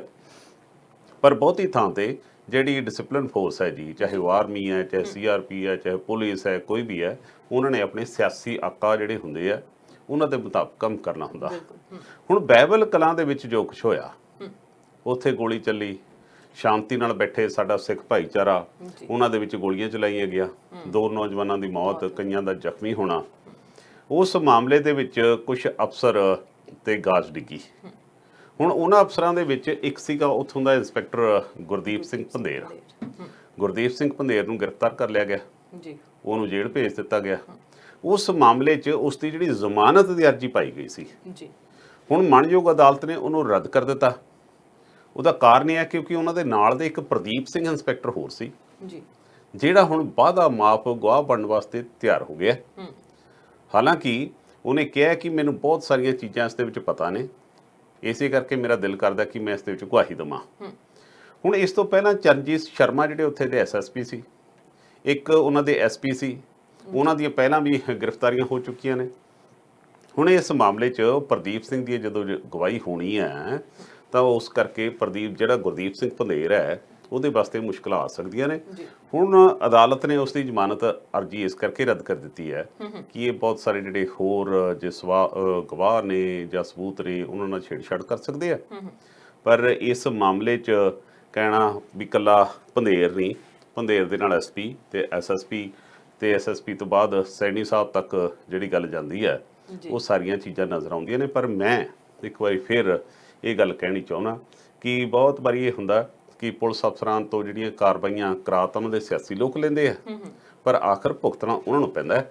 ਇਹ ਦੂਸਰੇ ਅਫਸਰਾਂ ਵਾਸਤੇ ਵੀ ਇੱਕ ਤਰ੍ਹਾਂ ਐਗਜ਼ਾਮਪਲ ਹੈ ਕਿ ਜਦੋਂ ਵੀ ਆਪਾਂ ਕੋਈ ਸਿਆਸੀ ਲੀਡਰ ਦੀ ਗੁੱਡ ਬੁੱਕ 'ਚ ਬਣਨ ਵਾਸਤੇ ਆਪਾਂ ਆਪਣੇ ਉਸ ਤੋਂ ਬਾਹਰ ਜਾ ਕੇ ਜਦੋਂ ਕਾਰਵਾਈ ਕਰਦੇ ਹਾਂ ਫਿਰ ਆਪਣੇ 'ਤੇ ਉਹ ਚੱਲਣੀ ਪੈਂਦੀ ਹੈ। ਬਹੁਤ ਸਾਰੀਆਂ ਘਟਨਾਵਾਂ ਨੇ ਪੰਜਾਬ ਦੇ ਵਿੱਚ। ਜਦੋਂ ਅੱਤਵਾਦ ਦਾ ਵੇਲਾ ਸੀ ਉਦੋਂ ਪੁਲਿਸ 'ਤੇ ਬਹੁਤ ਦੋਸ਼ ਲੱਗੇ ਕਿ ਪੁਲਿਸ ਨੂੰ ਇੰਨੇ ਜ਼ਿਆਦਾ ਰਾਈਟ ਦੇ ਦਿੱਤੇ ਗਏ ਸੀ ਕਿ ਉਹਨਾਂ ਨੇ ਆਪ ਹੁਦਰਾਪਣ ਕੀਤਾ। ਛੋਟੇ ਤੋਂ ਛੋਟਾ ਮੁਲਾਜ਼ਮ ਹੌਲਦਾਰ ASI ਤੱਕ ਉਹ ਵੱਡੀਆਂ ਵੱਡੀਆਂ ਕੋਠੀਆਂ ਪਾ ਕੇ ਬਹਿ ਗਏ ਸੀ। ਤਾਂ ਜੋ ਕਤਲੋਗਾਰਦ ਹੋਈ ਉਹ ਆਪਾਂ ਸਾਰੇ ਜਾਣਦੇ ਹਾਂ। ਹੁਣ ਸੈਣੀ ਸਾਹਿਬ ਜਿਹੜੇ ਖਾਸ ਤੌਰ 'ਤੇ ਉਹਨਾਂ 'ਤੇ ਵੀ ਬਹੁਤ ਸਾਰੀਆਂ ਉਂਗਲਾਂ ਉੱਠੀਆਂ ਨੇ ਕਿ ਉਹਨਾਂ ਨੇ ਬਹੁਤ ਨੌਜਵਾਨੀ ਦਾ ਘਾਣ ਕੀਤਾ। ਇਸੇ ਤਰੀਕੇ ਨਾਲ ਜਿਹੜੀ ਬਹਿਬਲ ਕਲਾਂ ਦੇ ਵਿੱਚ ਹੋਈ ਹੈ ਸਾਰੀ ਘਟਨਾ, ਇਸ ਤੋਂ ਇੱਕ ਮੇਰੇ ਖਿਆਲ ਨਾਲ ਸਬਕ ਹੋਣਾ ਚਾਹੀਦਾ ਹੈ ਅਫਸਰਸ਼ਾਹੀ ਨੂੰ ਕਿ ਇਸ ਮਾਮਲੇ 'ਚ ਸਿਆਸੀ ਲੋਕ ਤਾਂ ਉਹਨਾਂ ਦੀ ਕੁਰਬਾਨੀ ਦੇ ਕੇ ਪਿੱਛੇ ਹੋ ਜਾਂਦੇ ਆ। ਸੋ ਉਸ ਕਰਕੇ ਉਹ ਜਿਹੜਾ ਵੀ ਫੈਸਲਾ ਲੈਣ, ਡਿਸਪਲਿਨ ਫੋਰਸ ਦਾ ਫਰਜ਼ ਬਣਦਾ ਹੁੰਦਾ ਫੈਸਲਾ ਲਵੇ, ਪਰ ਉਨੇ ਕੁ ਤੱਕ ਹੀ ਉਹ ਕਾਰਵਾਈ ਕਰਨ ਜਿੰਨੇ ਤੱਕ ਉਹਨਾਂ ਨੂੰ ਆਪ ਨਾ ਉਹਨਾਂ ਕੰਡਿਆਂ ਨੂੰ ਝੁਕਣਾ ਪੈ ਜਾਵੇ। ਪੁਲਿਸ ਜਿਹੜੇ ਮਰਜ਼ੀ ਦੇਸ਼ ਦੀ ਹੋਵੇ, ਉਂਗਲਾਂ ਜਿਹੜੀਆਂ ਪੁਲਿਸ ਪ੍ਰਸ਼ਾਸਨ ਤੇ ਉੱਠਦੀਆਂ ਲਾਜ਼ਮੀ ਹੁੰਦੀਆਂ ਨੇ। ਹੁਣ ਜੇ ਅਸੀਂ ਆਪਣੇ ਦੇਸ਼ਾਂ ਦੀ ਗੱਲ ਕਰ ਲਈਏ ਤਾਂ ਕੈਨੇਡਾ, ਅਮਰੀਕਾ ਦੇ ਵਿੱਚ ਵੀ ਹੁਣ ਪੁਲਿਸ ਪ੍ਰਸ਼ਾਸਨ ਨੂੰ ਲੈ ਕੇ ਉਹਨਾਂ ਨੂੰ ਡੀਫੰਡਿੰਗ ਕਰਨ ਦੀ ਗੱਲ ਹੋ ਰਹੀ ਹੈ, ਉਹਨਾਂ ਨੂੰ ਲੈ ਕੇ ਮੁਜ਼ਾਹਰੇ ਕੀਤੇ ਜਾ ਰਹੇ ਨੇ। ਜੇ ਅਸੀਂ ਆਪਣੇ ਗੁਆਂਢੀ ਮੁਲਕ ਦੀ ਗੱਲ ਕਰ ਲਈਏ, ਸਾਡੇ ਬਾਰਡਰ ਇਕੱਠੇ ਲੱਗਦੇ ਆ, ਹਰ ਦਿਨ ਉੱਥੇ ਜਿਹੜੇ ਪ੍ਰਦਰਸ਼ਨ ਹੈਗੇ ਆ, ਪ੍ਰੋਟੈਸਟ ਹੈਗੇ ਆ, ਉਹ ਦੇਖਣ ਨੂੰ ਮਿਲ ਰਹੇ ਹੈਗੇ ਨੇ ਪੁਲਿਸ ਦੇ ਖਿਲਾਫ, ਤੇ ਪੁਲਿਸ ਕੁਝ ਕਰ ਵੀ ਨਹੀਂ ਸਕ ਰਹੀ ਕਿਉਂਕਿ ਬਹੁਤ ਸਾਰੇ ਜਿਹੜੇ ਪ੍ਰੋਟੈਸਟ ਹੈਗੇ ਆ ਉਹ ਪੁਲਿਸ ਦੇ ਖਿਲਾਫ ਹੀ ਹੋ ਰਹੇ ਆ ਤੇ ਨਾਲ ਨਾਲ ਲੋਕਾਂ ਦੀ ਜਾਨ ਵੀ ਜਾ ਰਹੀ ਆ। ਹੁਣ ਜੇ ਅਸੀਂ ਮਈ ਦੇ ਮਹੀਨੇ ਦੀ ਗੱਲ ਕਰੀਏ, ਉੱਥੋਂ ਲੈ ਕੇ ਹੁਣ ਤੱਕ 3 ਮਹੀਨੇ ਹੋ ਗਏ ਆ। 3 ਮਹੀਨਿਆਂ ਦੇ ਵਿੱਚ ਅਸੀਂ ਪ੍ਰੋਟੈਸਟ ਦੀਆਂ ਜਿਹੜੀਆਂ ਖਬਰਾਂ ਨੇ ਹਰ ਦੂਜੇ ਵੀਕ ਜਿਹੜੀਆਂ ਨੇ ਉਹ ਸੁਣ ਲੈਂਦੇ ਆ ਕਿਉਂਕਿ ਜਿਹੜੇ ਬਲੈਕ ਲਾਈਫ ਮੈਟਰ ਦੀ ਜਿਹੜੀ ਮੁਹਿੰਮ ਚੱਲੀ ਸੀ ਉਹਦੇ ਅੰਡਰ, ਚਾਹੇ ਉਹ ਅਮਰੀਕਾ ਆ ਚਾਹੇ ਉਹ ਕੈਨੇਡਾ ਹੈਗਾ, ਉੱਥੇ ਜਿਹੜੇ ਪ੍ਰੋਟੈਸਟ ਹੈਗੇ ਆ ਉਹ ਚੱਲ ਰਹੇ ਨੇ ਕਿ ਪੁਲਿਸ ਦੇ ਵਿੱਚ ਜਿਹੜਾ ਹੈ ਉਹ ਰੇਸਿਜ਼ਮ ਕਿਤੇ ਨਾ ਕਿਤੇ ਐਗਜ਼ਿਸਟ ਕਰਦਾ ਹੈਗਾ। ਜਿਹੜਾ ਪੁਲਿਸ ਹੈਗੀ ਆ ਉਹ ਵੀ ਜਿਹੜਾ ਵਿਤਕਰਾ ਉਹ ਕਰਦੀ ਆ ਲੋਕਾਂ ਦੇ ਨਾਲ। ਹੁਣ ਅਸੀਂ ਸਾਡੇ ਪ੍ਰਧਾਨ ਮੰਤਰੀ, ਪਹਿਲੇ ਪ੍ਰਧਾਨ ਮੰਤਰੀ ਦੀ ਗੱਲ ਕਰੀਏ, ਕੈਨੇਡਾ ਦੇ ਪਹਿਲੇ ਪ੍ਰਧਾਨ ਮੰਤਰੀ ਸਰ ਏ ਮੈਕਡੋਨਲਡ, ਉਹਨਾਂ ਦੇ ਸਟੈਚੂ ਨੂੰ ਤੋੜ ਦਿੱਤਾ ਗਿਆ। ਸੋ ਉਹ ਚੀਜ਼ਾਂ ਜਿਹੜੀਆਂ ਨੇ ਉਹ ਸਾਹਮਣੇ ਆਉਂਦੀਆਂ ਨੇ। ਗੁੱਸਾ ਕਿਤੇ ਨਾ ਕਿਤੇ ਲੋਕਾਂ ਦਾ ਜਿਹੜਾ ਇੰਨੇ ਵੱਡੇ ਲੈਵਲ ਤੇ ਪਹੁੰਚ ਚੁੱਕਿਆ ਕਿ ਹੁਣ ਉਹਨਾਂ ਨੂੰ ਪੁਲਿਸ ਦਾ ਡਰ ਵੀ ਨਹੀਂ ਰਹਿ ਗਿਆ, ਪ੍ਰਸ਼ਾਸਨ ਦਾ ਵੀ ਨਹੀਂ ਡਰ ਰਹਿ ਗਿਆ ਕਿ ਪੁਲਿਸ ਕੀ ਕੁਝ ਕਰ ਸਕਦੀ ਹੈਗੀ ਹੈ। ਹੁਣ ਪ੍ਰੋਟੈਸਟ ਦੇ ਚੱਲਦੇ ਆ ਕਰੋਨਾ ਵਾਇਰਸ ਵੀ ਵੱਧ ਰਿਹਾ, ਕੇਸ ਵੀ ਵੱਧ ਰਹੇ ਹੈਗੇ ਨੇ, ਚਾਹੇ ਉਹ ਕਿਸੇ ਵੀ ਦੇਸ਼ ਦੇ ਵਿੱਚ ਨੇ, ਖਾਸ ਕਰਕੇ ਅਮਰੀਕਾ ਤਾਂ ਪਹਿਲੇ ਨੰਬਰ ਤੇ ਹੀ ਹੈ ਫॉर श्योर। ਤੇ ਅਸੀਂ ਹੁਣ ਜੇ ਕੈਨੇਡਾ ਦੀ ਗੱਲ ਕਰੀਏ, ਇੱਥੇ ਵੀ ਨੰਬਰ ਵੱਧ ਰਹੇ ਨੇ। ਪੰਜਾਬ ਦੇ ਵਿੱਚ ਤਾਂ ਹੁਣ ਮੌਤਾਂ ਮੈਂ ਸੁਣਿਆ 100 ਤੋਂ ਵੱਧ ਮੌਤਾਂ ਇੱਕ ਦਿਨ ਦੇ ਵਿੱਚ 24 ਘੰਟਿਆਂ ਦੇ ਵਿੱਚ ਹੋਈਆਂ ਨੇ। ਸਥਿਤੀ ਜਿਹੜੀ ਉਹ ਵਿਗੜ ਰਹੀ ਹੈ। ਪ੍ਰਸ਼ਾਸਨ ਕੋਸ਼ਿਸ਼ਾਂ ਕਰ ਰਿਹਾ ਹੈਗਾ ਆਪਣੇ ਲੈਵਲ ਦੇ ਉੱਤੇ ਕਿ ਇਸ ਨੂੰ ਘਟਾਇਆ ਜਾਵੇ, ਗਾਈਡਲਾਈਨਸ ਦਿੱਤੀਆਂ ਜਾ ਰਹੀਆਂ ਨੇ, ਕੋਸ਼ਿਸ਼ਾਂ ਕੀਤੀਆਂ ਜਾ ਰਹੀਆਂ ਨੇ ਲੋਕਾਂ ਵੱਲੋਂ ਵੀ। ਹਾਲਾਂਕਿ ਕਹਿ ਰਹੇ ਆ ਮੈਜੋਰਿਟੀ ਲੋਕ ਜਿਹੜੇ ਹੈਗੇ ਗਾਈਡਲਾਈਨਸ ਫੋਲੋ ਵੀ ਕਰ ਰਹੇ ਨੇ, ਕੁਝ ਨੂੰ ਛੱਡ ਕੇ ਜਿਹੜੇ ਨਹੀਂ ਕਰ ਰਹੇ ਉਹਨਾਂ ਕਰਕੇ ਜਿਹੜੇ ਕੇਸ ਨੇ ਉਹ ਰੇਜ਼ ਹੋ ਰਹੇ ਨੇ। ਹੁਣ ਜੇ ਪੰਜਾਬ ਦੀ ਮੈਂ ਗੱਲ ਕੀਤੀ ਹੈ ਤੇ ਪੰਜਾਬ ਦੀ ਗੱਲ ਕਰੀਏ, ਜੇ ਅਸੀਂ ਆਮ ਆਦਮੀ ਪਾਰਟੀ ਦੀ ਗੱਲ ਕਰੀਏ, ਉੱਥੇ ਇੱਕ ਮੁਹਿੰਮ ਸ਼ੁਰੂ ਕਰਨ ਦਾ ਫੈਸਲਾ ਕੀਤਾ ਗਿਆ। ਉਹ XI ਮੁਹਿੰਮ ਹੈਗੀ, ਉਹ ਕੀ ਆ, ਉਹਨੂੰ ਸਾਨੂੰ ਥੋੜਾ ਤਫਸੀਲ ਦੇ ਵਿੱਚ ਦੱਸੋ ਜੀ। ਆਕਸੀ ਦਾ ਮਤਲਬ ਹੈ ਵੀ ਆਕਸੀਜਨ। ਆਕਸੀਜਨ ਦੀ ਇੱਕ ਮੁਹਿੰਮ ਕੱਲ ਆਮ ਆਦਮੀ ਪਾਰਟੀ ਨੇ ਪ੍ਰੈਸ ਕਾਨਫਰੰਸ ਕੀਤੀ ਜੀ। ਬਿਲਕੁਲ, ਪ੍ਰੈਸ ਕਾਨਫਰੰਸ ਦੇ ਵਿੱਚ ਜਿਹੜਾ ਪੰਜਾਬ ਦੇ ਵਿੱਚ ਹੁਣ ਪੰਜਾਬ ਦੇ ਮਾਮਲਿਆਂ ਦਾ ਇੰਚਾਰਜ ਲਾਇਆ ਜਰਨੈਲ ਸਿੰਘ ਦਿੱਲੀ ਤੋਂ ਜੀ। ਚਲੋ ਇੱਕ ਗੱਲ ਤਾਂ ਸਿਆਣੀ ਕੀਤੀ ਆਮ ਆਦਮੀ ਪਾਰਟੀ ਨੇ ਕਿ ਪੰਜਾਬ ਦੇ ਵਿੱਚ ਸਿਆਸਤ ਕਰਨੀ ਹੈ। ਉਹਨਾਂ ਨੂੰ ਇਹ ਗੱਲ ਸਮਝ ਆ ਗਈ ਹੈ ਇੱਕ ਵਾਰੀ ਗੋਡੇ ਭਰਾਉਣ ਤੋਂ ਬਾਅਦ ਕਿ ਪੰਜਾਬ ਨੂੰ ਸਿੱਖ ਚਿਹਰਾ ਮੋਹਰਾ ਜਿਹੜਾ ਇੱਥੇ ਡੋਮੀਨੇਟ ਕਰਦੇ ਆ, ਉਸ ਤਰ੍ਹਾਂ ਦਾ ਚਿਹਰਾ ਹੋਣਾ ਚਾਹੀਦਾ। ਪਿਛਲੇ ਸਮਿਆਂ 'ਚ ਜਦੋਂ ਨਵੇਂ ਆਏ ਸੀ ਉਦੋਂ ਉਹਨਾਂ ਨੂੰ ਲੱਗਦਾ ਸੀ ਵੀ ਕੇਜਰੀਵਾਲ ਸਾਰਾ ਪੰਜਾਬ ਸਿਰਫ ਤੇਰੇ ਨਾਲ, ਵੀ ਉਸ ਭੁਲੇਖੇ 'ਚ ਉਹਨਾਂ ਨੇ ਦੁਰਗੇਸ਼ ਪਾਠਕ, ਸੰਜੇ ਸਿੰਘ, ਜਿਹੜੇ ਇਸ ਤਰ੍ਹਾਂ ਦੇ ਬੰਦੇ ਬਿਠਾਏ ਸੀ ਜਿਨ੍ਹਾਂ ਦਾ ਇਕਨੋਮੀ ਦੇ ਵਿੱਚ ਜਾਂ ਪੈਸਿਆਂ ਦੇ ਘਪਲਿਆਂ 'ਚ ਵੀ ਬੜਾ ਦੋਸ਼ ਲੱਗੇ ਔਰ ਕਰੈਕਟਰ ਲੈਵਲ ਤੇ ਵੀ ਉਹਨਾਂ ਤੇ ਬੜੇ ਦੋਸ਼ ਲੱਗੇ ਕਿ ਉਹਨਾਂ ਨੇ ਪੰਜਾਬ ਦੀਆਂ ਧੀਆਂ ਭੈਣਾਂ ਦੇ ਮਾਮਲੇ 'ਚ ਉਹਨਾਂ ਤੇ ਬਹੁਤ ਸਾਰੇ ਲੋਕਾਂ ਨੇ ਖੁੱਲ੍ਹ ਕੇ ਗੱਲ ਕੀਤੀ ਕਿ ਇਹਨਾਂ ਲੋਕਾਂ ਨੇ ਬੇਮਨਤੀ ਕੀਤੀ ਆ। ਹੁਣ ਜਰਨੈਲ ਸਿੰਘ ਦੇ ਨਾਲ ਪੰਜਾਬ ਦੇ ਵਿੱਚ ਵਿਰੋਧੀ ਧਿਰ ਦੇ ਨੇਤਾ ਹਰਪਾਲ ਸਿੰਘ ਚੀਮਾ ਔਰ ਕਰਤਾਰ ਭਲਵਾਨ ਸਿੰਘ ਤੇ ਸਾਰਿਆਂ ਨੇ ਪ੍ਰੈਸ ਕਾਨਫਰੰਸ ਕਰਦੇ ਹੋਏ ਇਹ ਗੱਲ ਕਹੀ ਆ ਕਿ ਦਿੱਲੀ ਦੇ ਮੁੱਖ ਮੰਤਰੀ ਕੇਜਰੀਵਾਲ ਸਾਹਿਬ ਨੂੰ ਪੰਜਾਬ ਦਾ ਬੜਾ ਫਿਕਰ ਹੈ। ਪੰਜਾਬ ਦੇ ਵਿੱਚ ਕਰੋਨਾ ਦੇ ਕੇਸ ਬਹੁਤ ਵੱਧ ਰਹੇ ਆ ਜੀ, ਇਸ ਕਰਕੇ ਉਹਨਾਂ ਦੀ ਪਾਰਟੀ ਪੰਜਾਬ ਦੀ ਸਰਕਾਰ ਨੂੰ ਇੱਕ ਪਾਸੇ ਰੱਖ ਕੇ ਉਹਨਾਂ ਦੀ ਪਾਰਟੀ ਪੰਜਾਬ ਦੇ ਵਿੱਚ ਇੱਕ ਆਕਸੀ ਮੁਹਿੰਮ ਸ਼ੁਰੂ ਕਰੂਗੀ ਜਿਸ ਦੇ ਤਹਿਤ ਉਹ ਬੂਥ ਲੈਵਲ ਤੱਕ ਜਾਣਗੇ। ਉਹ ਇਹ ਜਾਂਚਣਗੇ ਕਿ ਕਿਹੜਾ ਬੰਦਾ ਕੋਈ VOTING ਦੇ ਵੇਲੇ ਜਾਂ ਫਿਰ ਵੈਸੇ ਕਿ ਉਹਨੂੰ ਕਦੇ ਜਿਹੜੀ ਕੋਵਿਡ ਦੇ ਮਾਮਲੇ 'ਚ ਇਹ ਮੰਨਿਆ ਜਾਂਦਾ, ਇਹ ਧਾਰਨਾ ਹੈ ਕਿ ਜਦੋਂ ਬੰਦੇ ਨੂੰ ਕੋਵਿਡ ਹੁੰਦਾ, ਕਰੋਨਾ ਹੁੰਦਾ, ਤਾਂ ਜਿੱਥੇ ਉਹਨੂੰ ਕਿਤੇ ਬੁਖਾਰ ਦੇ ਸਿੰਪਟਮਸ ਆਉਂਦੇ ਆ ਔਰ ਕਿਤੇ ਨਾ ਕਿਤੇ ਉਹਨੂੰ ਸਾਹ ਲੈਣ ਦੀ ਤਕਲੀਫ ਵੀ ਆਉਂਦੀ ਹੈ। ਸੋ ਉਸ ਕਰਕੇ ਉਹਨਾਂ ਨੇ ਇਹੋ ਆਕਸੀ ਕਹਿੰਦੇ ਵੀ ਅਸੀਂ ਸਾਡੇ ਵਲੰਟੀਅਰਸ ਆਪਣੇ ਤੌਰ ਤੇ ਇਸ ਨੂੰ ਵੰਡਣਗੇ ਔਰ ਲੋਕਾਂ ਦੀ ਜਾਨ ਮਾਲ ਦੀ ਰਾਖੀ ਕਰਨਗੇ ਕਿਉਂਕਿ ਜਿਹੜੀ ਮੌਜੂਦਾ ਪੰਜਾਬ ਸਰਕਾਰ ਹੈ ਉਹਨਾਂ ਦਾ ਕਹਿਣਾ ਹੈ ਕਿ ਉਹ ਇਸ ਮਾਮਲੇ 'ਚ ਪੂਰਨ ਰੂਪ ਵਿੱਚ ਫੇਲ ਹੋ ਚੁੱਕੀ ਹੈ। ਸੋ ਇਸ ਕਰਕੇ ਸਾਨੂੰ ਪੰਜਾਬ ਦੇ ਲੋਕਾਂ ਨਾਲ ਤਿਉ ਹੈ, ਸਾਨੂੰ ਉਹਨਾਂ ਨਾਲ ਮੁਹੱਬਤ ਹੈ, ਅਸੀਂ ਇਹ ਕੰਮ ਕਰਾਂਗੇ। ਦੇਖੋ ਇੱਕ ਗੱਲ ਤਾਂ ਅਰਸ਼ੀ ਹੈ, ਜਦੋਂ ਕੋਈ ਵੀ ਪਾਰਟੀ ਇਹ ਕੰਮ ਕਰਦੀ ਹੈ, ਲੋਕਾਂ ਦੀ ਭਲਾਈ ਵਾਸਤੇ ਕੰਮ ਕਰਦੀ ਹੈ, ਸਾਨੂੰ ਐਪਰੀਸ਼ੀਏਟ ਕਰਨਾ ਚਾਹੀਦਾ ਹੈ। ਜੇਕਰ ਲੋਕਾਂ ਦੀ ਜਾਨ ਮਾਲ ਦੀ ਰਾਖੀ ਵਾਸਤੇ ਇਹ ਜਿਹੜੀ ਛੋਟੀ ਆਕਸੀ ਦਾ ਕੰਮ ਸੀ ਤਾਂ ਇਹ ਮੌਜੂਦਾ ਪੰਜਾਬ ਸਰਕਾਰ ਵੀ ਕਰ ਸਕਦੀ ਸੀ। ਹੁਣ ਜੇ ਉਹਨਾਂ ਨੇ ਕੀਤਾ ਹੈ ਤਾਂ ਪੰਜਾਬ ਸਰਕਾਰ ਨੂੰ ਤਕਲੀਫ ਹੋਣੀ ਹੈ ਵੀ ਉਹਨਾਂ ਨੇ ਕਿਉਂ ਕੀਤਾ ਹੈ, ਔਰ ਉਸ ਲੈਵਲ ਤੇ ਦੂਜੀ ਪਾਰਟੀ ਵੀ ਸ਼੍ਰੋਮਣੀ ਅਕਾਲੀ ਦਲ ਵੀ ਕਰ ਸਕਦੀ ਸੀ। ਜੇਕਰ ਇਹ ਪਾਰਟੀਆਂ ਕਿਤੇ ਨਾ ਕਿਤੇ ਫੇਲ ਹੋਈਆਂ ਨੇ ਤਾਂ ਫਿਰ ਉਹ ਤੀਜੀ ਪਾਰਟੀ ਇਸ ਕਰਕੇ ਆ ਰਹੀ ਹੈ। ਜੀ। ਪਰ ਇੱਕ ਗੱਲ ਨਾਲ ਇਹ ਵੀ ਹੁੰਦੀ ਹੈ ਕਿ ਜਦ ਤੁਸੀਂ ਇੱਕ ਉਂਗਲ ਕਿਸੇ ਵੱਲ ਕਰਦੇ ਹੋ ਨਾ ਤਾਂ ਚਾਰ ਉਂਗਲਾਂ ਤੁਹਾਡੇ ਵੱਲ ਵੀ ਹੁੰਦੀਆਂ ਨੇ। ਹੁਣ ਬੜਾ ਚੰਗਾ ਹੈ ਕਿ ਆਮ ਆਦਮੀ ਪਾਰਟੀ ਨੇ ਕਿਹਾ ਕਿ ਅਸੀਂ ਲੋਕਾਂ ਨੂੰ ਜਾਨ ਮਾਲ ਦੀ ਰਾਖੀ ਕਰਨ ਵਾਸਤੇ ਅਸੀਂ ਤਿਆਰ ਹਾਂ, ਸਾਡੇ ਵਲੰਟੀਅਰ ਕੰਮ ਕਰਨਗੇ। ਕਾਂਗਰਸ ਦੇ ਪ੍ਰਧਾਨ ਪੰਜਾਬ ਦੇ ਸੁਨੀਲ ਜਾਖੜ ਨੇ ਕਿਹਾ ਜੀ ਕਿ ਕੇਜਰੀਵਾਲ ਸਾਹਿਬ ਨੂੰ ਚਾਹੀਦਾ ਕਿ ਪਹਿਲਾਂ ਤਾਂ ਪੰਜਾਬ ਦੀ ਰਾਖੀ, ਪੰਜਾਬ ਦੀ ਚਿੰਤਾ ਕਰਨ ਦੀ ਬਜਾਏ ਦਿੱਲੀ ਦੀ ਚਿੰਤਾ ਕਰਨ। ਬਿਲਕੁਲ। ਦਿੱਲੀ 'ਚ ਜਿੰਨੇ ਕੇਸ ਨੇ ਉੱਥੋਂ ਦੇ ਹਾਲਾਤ ਦੇਖਣ ਵੀ ਲੋਕ ਧੜਾ-ਧੜ ਮਰ ਰਹੇ ਆ। ਉੱਥੇ ਕੇਜਰੀਵਾਲ ਫੇਲ ਹੈ ਔਰ ਆਪਣੇ ਆਪ ਨੂੰ ਬਚਾਉਣ ਵਾਸਤੇ ਕਦੇ ਅਮਿਤ ਸ਼ਾਹ ਕੋਲ ਜਾਂਦਾ, ਕਦੇ ਕਿਸੇ ਕੋਲ ਜਾਂਦਾ। ਸੋ ਇਸ ਕਰਕੇ ਉਹ ਸਿਰਫ ਤੇ ਸਿਰਫ ਇੱਥੇ ਸਿਆਸਤ ਕਰਨ ਦੀ ਕੋਸ਼ਿਸ਼ ਨਾ ਕਰੇ। ਨੰਬਰ 2, ਉਹ ਕਹਿੰਦੇ ਵੀ ਜਿਹੜੀਆਂ ਗੱਲਾਂ ਤੁਸੀਂ ਕਰ ਰਹੇ ਹੋ ਜੀ ਕਿ ਅਸੀਂ ਆਕਸੀਜਨ ਦੇ ਦੇਣੀ ਹੈ ਜੀ, ਆਕਸੀਜਨ ਦਾ ਤੁਹਾਨੂੰ ਪੈਕੇਟ ਪ੍ਰਦਾਨ ਕਰ ਦੇਣੇ ਨੇ, ਇਹ ਕੋਈ ਟੋਪੀਆਂ ਨੇ ਵੀ ਤੁਸੀਂ ਇੱਥੋਂ ਚੱਕੀਆਂ ਉਹਨੂੰ ਫੜਾਤੀਆਂ, ਫਲਾਣੇ ਨੂੰ ਫੜਾਤੀਆਂ। ਇਸ ਤਰ੍ਹਾਂ ਦੀ ਆਕਸੀਜਨ ਦੇਣ ਵਾਸਤੇ ਇੱਕ ਸਪੈਸ਼ਲ ਟ੍ਰੇਨਡ ਸਟਾਫ ਦੀ ਲੋੜ ਹੁੰਦੀ ਆ। ਜੀ ਬਿਲਕੁਲ। ਤੁਸੀਂ ਜੇ ਵਲੰਟੀਅਰਸ ਦੇ ਹੱਥ 'ਚ ਇਸ ਤਰ੍ਹਾਂ ਦੀ ਕੋਈ ਕੀਮਤੀ ਚੀਜ਼ਾਂ ਜਿਹੜੀਆਂ ਮੈਡੀਕਲ ਤੌਰ ਤੇ ਨੇ, ਤੁਸੀਂ ਤਾਂ ਲੋਕਾਂ ਦੀ ਜਾਨ 'ਚ ਖੌਫ ਪੈਦਾ ਕਰ ਦੋਗੇ, ਤੁਸੀਂ ਤਾਂ ਉਹਨਾਂ ਵਾਸਤੇ ਖੱਡੇ ਪੈਦਾ ਕਰ ਦੋਗੇ। ਸੋ ਇਹ ਸਾਰੀਆਂ ਚੀਜ਼ਾਂ ਦੇ ਵਿੱਚ ਮੈਂ ਸਮਝਦਾ ਕਿ ਪਹਿਲੀ ਤਾਂ ਗੱਲ ਇਹ ਰਾਜਨੀਤੀ ਹੈ। 2020 ਦੀਆਂ ਜਿਹੜੀਆਂ ਚੋਣਾਂ ਆ ਰਹੀਆਂ ਨੇ, 2022 ਦੀਆਂ ਜਿਹੜੀਆਂ ਚੋਣਾਂ ਆ ਰਹੀਆਂ ਨੇ, ਉਸ ਮਾਮਲੇ ਦੇ ਵਿੱਚ ਹਰ ਰਾਜਨੀਤਿਕ ਪਾਰਟੀ ਹਰ ਆਪਣਾ ਪਾਸਾ ਪਾਉਣ ਦੀ ਕੋਸ਼ਿਸ਼ ਕਰ ਰਹੀ ਹੈ ਕਿ ਸਾਡੇ ਤੋਂ ਵੱਧ ਤੁਹਾਡੇ ਵਾਸਤੇ ਹਮਦਰਦ ਕੋਈ ਨਹੀਂ ਤੇ ਸਾਡੇ ਤੋਂ ਵੱਧ ਦਵਾ ਦਾਰੂ ਵਾਲਾ ਕੋਈ ਨਹੀਂ। ਉਸ ਦੇ ਵਿੱਚ ਕੁੱਲ ਮਿਲਾ ਕੇ ਉਹਨਾਂ ਨੂੰ ਕਨਵਰਟ ਉਹਨਾਂ ਨੇ ਵੋਟਾਂ 'ਚ ਕਰਨਾ ਹੈ। ਹਾਲਾਂਕਿ ਉਹ ਸਟੈਪ ਚੰਗਾ ਹੈ, ਪਰ ਸਟੈਪ ਚੰਗਾ ਕਰਨ ਤੋਂ ਪਹਿਲਾਂ ਕਹਿੰਦੇ ਹੁੰਦੇ ਨੇ ਨਾ ਵੀ ਆਪਣੀਆਂ ਨਾ ਦਸਾਂ ਤੇ ਪਰਾਈਆਂ ਕਰ ਹੱਸਾਂ। ਪਹਿਲਾਂ ਜਿੱਥੋਂ ਅਸੀਂ ਸ਼ੁਰੂਆਤ ਕੀਤੀ ਹੈ ਕਿ ਸਾਡਾ ਘਰ ਸੁਰੱਖਿਅਤ ਹੈ, ਕੀ ਅਸੀਂ ਉੱਥੇ ਬੜਾ ਚੰਗਾ ਪਰਫਾਰਮ ਕਰ ਰਹੇ ਹਾਂ, ਫਿਰ ਆਪਾਂ ਅੱਗੇ ਜਾ ਕੇ ਕਹੀਏ। ਜੇਕਰ ਆਪਾਂ ਕਹੀਏ ਵੀ ਆਪਣਾ ਤਾਂ ਜਲੂਸ ਨਿਕਲਿਆ ਪਿਆ ਤੇ ਲੋਕਾਂ ਨੂੰ ਮੱਤਾਂ ਦਿੰਦੇ ਫਿਰੀਏ ਵੀ ਹਾਂਜੀ ਤੁਹਾਡਾ ਇਲਾਜ ਅਸੀਂ ਇਸ ਤਰੀਕੇ ਨਾਲ ਕਰ ਲੈਂਦੇ ਹਾਂ, ਉਸ ਤਰੀਕੇ ਨਾਲ ਇਹ ਸਾਰੀ ਗੱਲ ਨਿਕਲ ਕੇ ਸਾਹਮਣੇ ਆਉਂਦੀ ਹੈ ਕਿ ਜਦੋਂ ਵੀ ਸਾਡੇ ਇਸ ਤਰ੍ਹਾਂ ਦੇ ਹਾਲਾਤ ਬਣ ਗਏ ਕਿ ਇੱਥੇ ਲਾਸ਼ਾਂ 'ਤੇ ਵੀ ਸਿਆਸਤ ਹੁੰਦੀ ਹੈ। ਇੱਥੇ ਹਰ ਪਾਰਟੀ ਹੈ ਉਹ ਪੂਰਨ ਰੂਪ ਵਿੱਚ ਲੋਕਾਂ ਦੇ ਨਾਲ ਮੋਹ ਮੁਹੱਬਤ ਉਹਨਾਂ ਦੀ ਕੋਈ ਨਹੀਂ, ਪਰ ਉਹਨੂੰ ਲੱਗਦਾ ਹੈ ਕਿ ਆਹ ਗੋਟੀ ਸੱਟ ਕੇ ਦੇਖ ਲਓ, ਇਹ ਸੂਤ ਬੈਠ ਜੇ, ਹੋ ਸਕਦਾ ਲਾਲ ਬੱਤੀਆਂ ਵਾਲੀ ਗੱਡੀ 'ਚ ਬਿਠਾ ਦੇ। ਇਹ ਸਾਰਾ ਘਟਨਾਕ੍ਰਮ ਉਸ ਤਰ੍ਹਾਂ ਦਾ।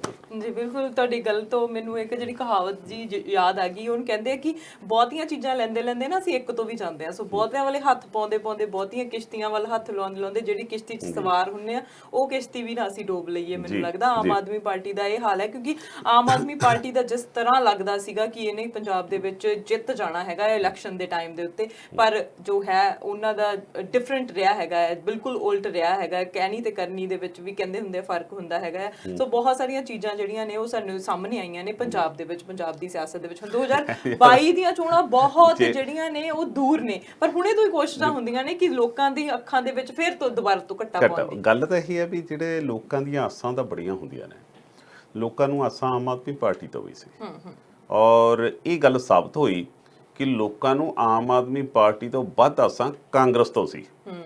ਇਸੇ ਕਰਕੇ ਉਸ ਵੇਲੇ 77 ਸੀਟਾਂ ਦਿੱਤੀਆਂ, 78 77 78 ਸੀਟਾਂ। ਲੋਕਾਂ ਨੂੰ ਆਸਾਂ ਤਾਂ ਉਹਨਾਂ ਤੇ ਵੀ ਸੀ, ਪਰ ਉਹਨਾਂ ਨੇ ਕੀ ਕੀਤਾ? ਲੋਕਾਂ ਦੀ ਆਸਾਂ ਤੇ ਬਿਲਕੁਲ ਪਾਣੀ ਫੇਰਿਆ। ਕੈਪਟਨ ਅਮਰਿੰਦਰ ਦਾ ਲੋਕਾਂ ਨੂੰ ਬੜੀ ਆਸ ਸੀ ਵੀ ਆ ਜਾਊਗਾ। ਪਹਿਲਾਂ ਅਸਲ 'ਚ ਸਮਾਂ 2002 ਤੋਂ 7 ਤੱਕ ਦਾ ਸੀ ਜਿਹੜਾ, ਉਹਦੇ ਵਿੱਚ ਕਿਸਾਨਾਂ ਦਾ, ਜ਼ਮੀਨਾਂ ਦਾ ਰੇਟ ਵਧੇ, ਖੁਸ਼ਹਾਲੀ ਆਈ, ਲੋਕਾਂ ਨੇ ਘਰ ਮਨਾਰੇ ਪੱਕੇ ਹੋਏ, ਬੱਚੇ ਬਾਹਰ ਭੇਜੇ, ਬੱਚਿਆਂ ਦੀਆਂ ਸ਼ਾਦੀਆਂ ਕੀਤੀਆਂ। ਲੋਕਾਂ ਨੂੰ ਇਹ ਆਸਾਂ ਸੀ ਵੀ ਉਸ ਤਰ੍ਹਾਂ ਦਾ ਹੋਊਗਾ। ਪਰ ਜਿਸ ਤਰੀਕੇ ਨਾਲ ਇਸ ਵੇਲੇ ਕੈਪਟਨ ਅਮਰਿੰਦਰ, ਜਿਹਨੂੰ ਪਾਣੀਆਂ ਦਾ ਰੱਖਾ ਕਿਹਾ ਜਾਂਦਾ ਸੀ, ਜਿਨ੍ਹਾਂ ਨੂੰ ਸਰਹੱਦਾਂ ਦੇ ਫਲਾਣੀਆਂ ਗੱਲਾਂ ਕੀਤੀਆਂ ਜਾਂਦੀਆਂ ਸੀ, ਜਿਸ ਤਰੀਕੇ ਨਾਲ ਉਹਨਾਂ ਨੇ ਆਪਣੇ ਕਿਰਦਾਰ ਤੇ ਇਸ ਵਾਰੀ ਮਿੱਟੀ ਜੀ ਮਲੀ ਔਰ ਪੰਜਾਬ ਵੱਲ ਮੂੰਹ ਤੱਕ ਨਹੀਂ ਕੀਤਾ, ਉਹਨਾਂ ਸਾਰੀਆਂ ਚੀਜ਼ਾਂ ਦੀ ਲੋਕਾਂ ਦੀਆਂ ਆਸਾਂ ਤਾਂ ਇਹਨਾਂ ਤੋਂ ਵੀ ਟੁੱਟੀਆਂ ਨੇ। ਸੋ ਇਸ ਕਰਕੇ ਇੱਥੇ ਉਹ ਇੱਕ ਬੁੜੀਆਂ ਵਾਲੀ ਕਹਾਵਤ ਹੁੰਦੀ ਹੈ ਵੀ ਇੱਕ ਨੂੰ ਕਿਰੋਨੀਆਂ ਆਵੇ, ਉਹ ਤਾਂ ਸਾਰੇ ਇਸੇ ਤਰ੍ਹਾਂ ਦੇ ਨੇ। ਆਪਾਂ ਕੋਸ਼ਿਸ਼ ਕੀ ਕਰਦੇ ਹਾਂ, ਸਾਰੇ ਹੀ ਮਾੜੇ ਨੇ, ਸਿਰਫ ਲੋਕਾਂ ਕੋਲ ਆਪਸ਼ਨ ਇਹ ਰਹਿ ਜਾਂਦੀ ਹੈ ਕਿ ਮਾੜਿਆ ਜੋ ਘੱਟ ਮਾੜਾ ਕਿਹੜਾ ਵੀ ਆਪਾਂ ਉਹਨੂੰ ਵੋਟਾਂ ਪਾ ਦਈਏ। ਸੋ ਉਹ ਕੁੱਲ ਮਿਲਾ ਕੇ ਕੋਈ ਵੀ ਰਾਜਨੀਤਿਕ ਪਾਰਟੀ ਹੈ ਫਿਲਹਾਲ ਮੈਨੂੰ ਅਜੇ ਪੰਜਾਬ 'ਚ ਕੋਈ ਬਹੁਤ ਚੰਗਾ ਭਵਿੱਖ ਨਜ਼ਰ ਨਹੀਂ ਆਉਂਦਾ। ਬਿਲਕੁਲ। ਤੇ ਹੋਰ ਵੀ ਬਹੁਤ ਸਾਰੀਆਂ ਚੀਜ਼ਾਂ ਨੇ ਪੰਜਾਬ ਦੇ ਵਿੱਚ ਇਸ ਹਫ਼ਤੇ ਹੋਈਆਂ ਨੇ, ਉਹਦੇ ਬਾਰੇ ਵੀ ਗੱਲ ਕਰਾਂਗੇ। ਬ੍ਰੇਕ ਲੈ ਲੈਂਦੇ ਆ ਤੇ ਬ੍ਰੇਕ ਤੋਂ ਬਾਅਦ ਵਾਪਸ ਆਉਂਦੇ ਹਾਂ।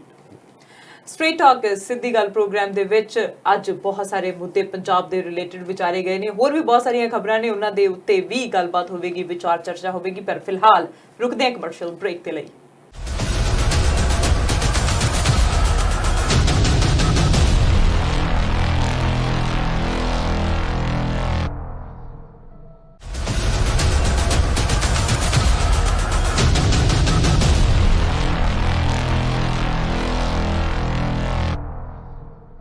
Welcome back after a short break. You are watching straight talk ਸਿੱਧੀ ਗੱਲ ਪ੍ਰੋਗਰਾਮ ਦੇ ਵਿੱਚ ਗੱਲਬਾਤ ਹੋ ਰਹੀ ਹੈ, ਖਾਸ ਤੌਰ ਤੇ ਅੱਜ ਪੰਜਾਬ ਦੀ ਰਾਜਨੀਤੀ ਦੇ ਬਾਰੇ।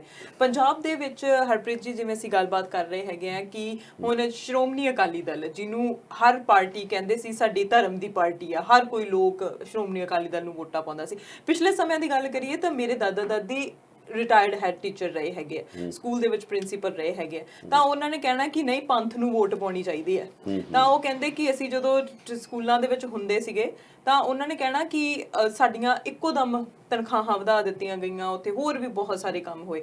ਪਰ ਸਮੇਂ ਨੂੰ ਦੇਖਦੇ ਤਾਂ ਉਹਨਾਂ ਦੇ ਵੀ ਮੈਨੂੰ ਲੱਗਦਾ ਵਿਚਾਰ ਬਦਲ ਗਏ ਕਿ ਪਤਾ ਨਹੀਂ ਹੁਣ ਕਿਹਨੂੰ ਪਾਈ ਜਾਵੇ ਵੋਟ, ਕਿਹਨੂੰ ਚੁਣਿਆ ਜਾਵੇ। ਹੁਣ ਜਿਸ ਹਿਸਾਬ ਨਾਲ ਅਸੀਂ ਅਕਾਲੀ ਦਲ ਦੀ ਅਸੀਂ ਦੇਖਦੇ ਸੀ, ਸ਼੍ਰੋਮਣੀ ਅਕਾਲੀ ਦਲ ਦੀ ਜਿਹੜੀ ਲੋਕਾਂ ਦੇ ਵਿੱਚ ਇਮੇਜ ਬਣੀ ਹੋਈ ਸੀ, ਉਹ ਹੌਲੀ ਕਿਤੇ ਨਾ ਕਿਤੇ ਮਤਲਬ ਹੈ ਹੀ ਨਹੀਂ, ਇਮੇਜ ਹੀ ਨਹੀਂ ਰਹਿ ਗਈ ਉਹ ਕੋਈ ਵੀ। ਹੁਣ ਜਿਹੜਾ ਡਿੱਗਦਾ ਗ੍ਰਾਫ ਹੈ ਉਹਨੂੰ ਪ੍ਰਕਾਸ਼ ਸਿੰਘ ਬਾਦਲ ਜਿਹੜੇ ਬਚਾਉਣ ਦੀ ਜਿਹੜੀ ਕੋਸ਼ਿਸ਼ ਉਹ ਕਰ ਰਹੇ ਨੇ। ਹੁਣ ਉਹਨਾਂ ਨੇ ਲਾਈਵ ਆਏ ਨੇ, ਲਾਈਵ ਆਉਣ ਦਾ ਪਹਿਲੀ ਗੱਲ ਤਾਂ ਮਕਸਦ ਕੀ ਸੀ, ਫਿਰ ਉਹਨਾਂ ਨੇ ਆਰਡੀਨੈਂਸ ਦੇ ਬਾਰੇ ਵੀ ਆਪਣੇ ਪੱਖ ਰੱਖੇ ਨੇ, ਹੋਰ ਕੀ ਕੁਝ ਜਿਹੜੀਆਂ ਗੱਲਾਂ ਸਾਹਮਣੇ ਆਈਆਂ ਨੇ ਉਸ ਜੋ ਲਾਈਵ ਜਿਹੜਾ ਹੋ ਕੇ ਉਹਨਾਂ ਨੇ ਸੰਬੋਧਨ ਕੀਤਾ ਉਹਦੇ ਵਿੱਚ। ਜੀ ਅਰਸ਼ੀ, ਜਿਵੇਂ ਤੁਸੀਂ ਆਪਣੇ ਬਜ਼ੁਰਗਾਂ ਦੀ ਗੱਲ ਕੀਤੀ ਹੈ ਕਿ ਉਹ ਪੰਜਾਬ 'ਚ ਵਿਚਰਦੇ ਸੀ, ਪੰਜਾਬ ਦੇ ਵਿੱਚ ਬਾਕੀ ਇਸ ਤਰ੍ਹਾਂ ਦੀ ਧਾਰਨਾ ਸੀ। ਜਦੋਂ ਆਪਾਂ ਸ਼੍ਰੋਮਣੀ ਅਕਾਲੀ ਦਲ ਦੀ ਗੱਲ ਕਰਦੇ ਹਾਂ ਤਾਂ 1920 ਦੇ ਵਿੱਚ ਇਸ ਦਲ ਦਾ ਬਣਨਾ ਤੇ 2022 ਦੇ ਵਿੱਚ ਜਿਹੜੇ ਹਾਲਾਤ ਨੇ ਨਾ, 2020 ਦੇ ਵਿੱਚ ਜਿਹੜੇ ਹਾਲਾਤ ਨੇ,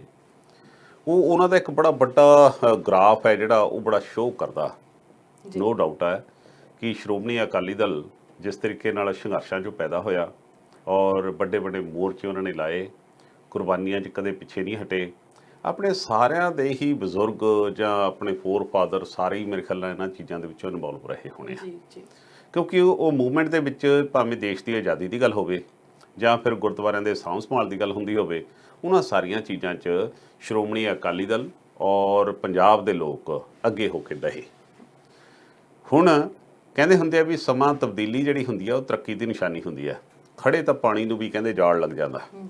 ਤਬਦੀਲੀ ਦਾ ਮਤਲਬ ਇਹ ਵੀ ਨਹੀਂ ਹੁੰਦਾ ਕਿ ਆਪਾਂ ਬਿਲਕੁਲ ਉਹ 'ਚ ਸ਼ਰਮੇ ਚੱਕ ਦਈਏ, ਉਹ ਇੱਕ ਠਹਿਰਾਅ ਦੇ ਨਾਲ ਅੱਗੇ ਤਰੱਕੀ ਕਰਨ ਦਾ ਰਾਹ ਹੁੰਦਾ।